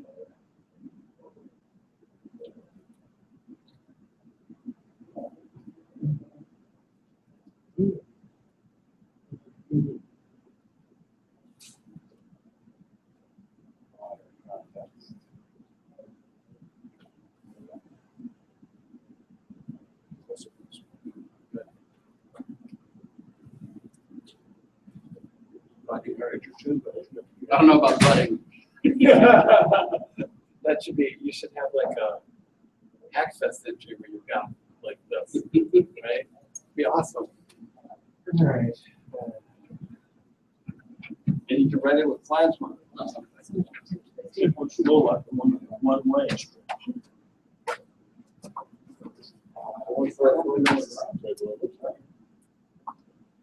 Are they in the chapel? I think that all the programmers were doing the thing and they went that way. I'm going to follow.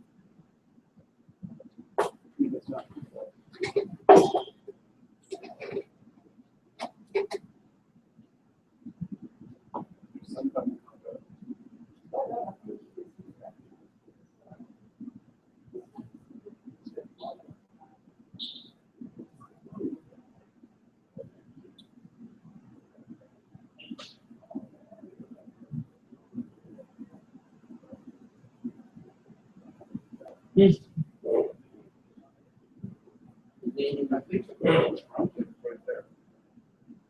We were running into a whole bunch of people, and I heard the word Merlin. Oh.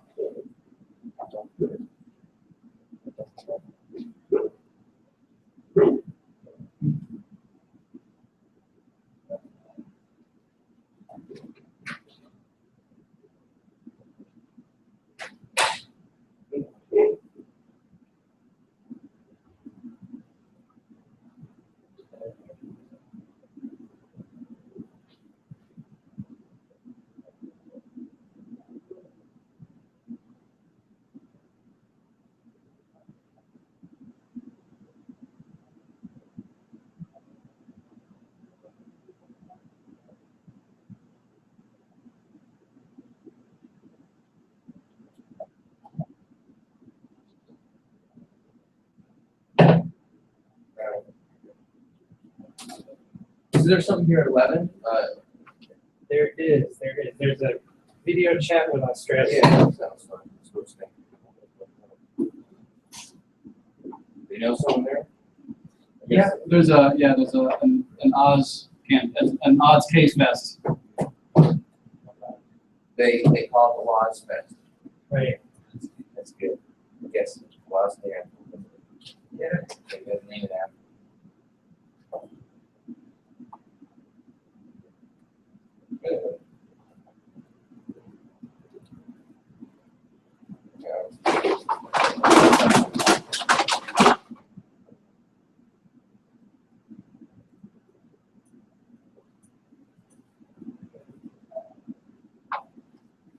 All right.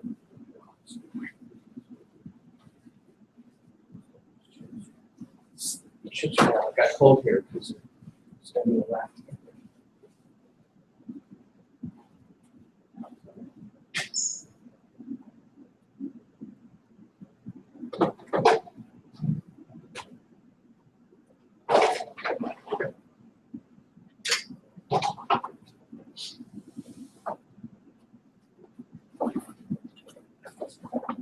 Are they still doing the space station in the chapel? They sure are. They're still 10 people jumping around you? Yeah. Serious.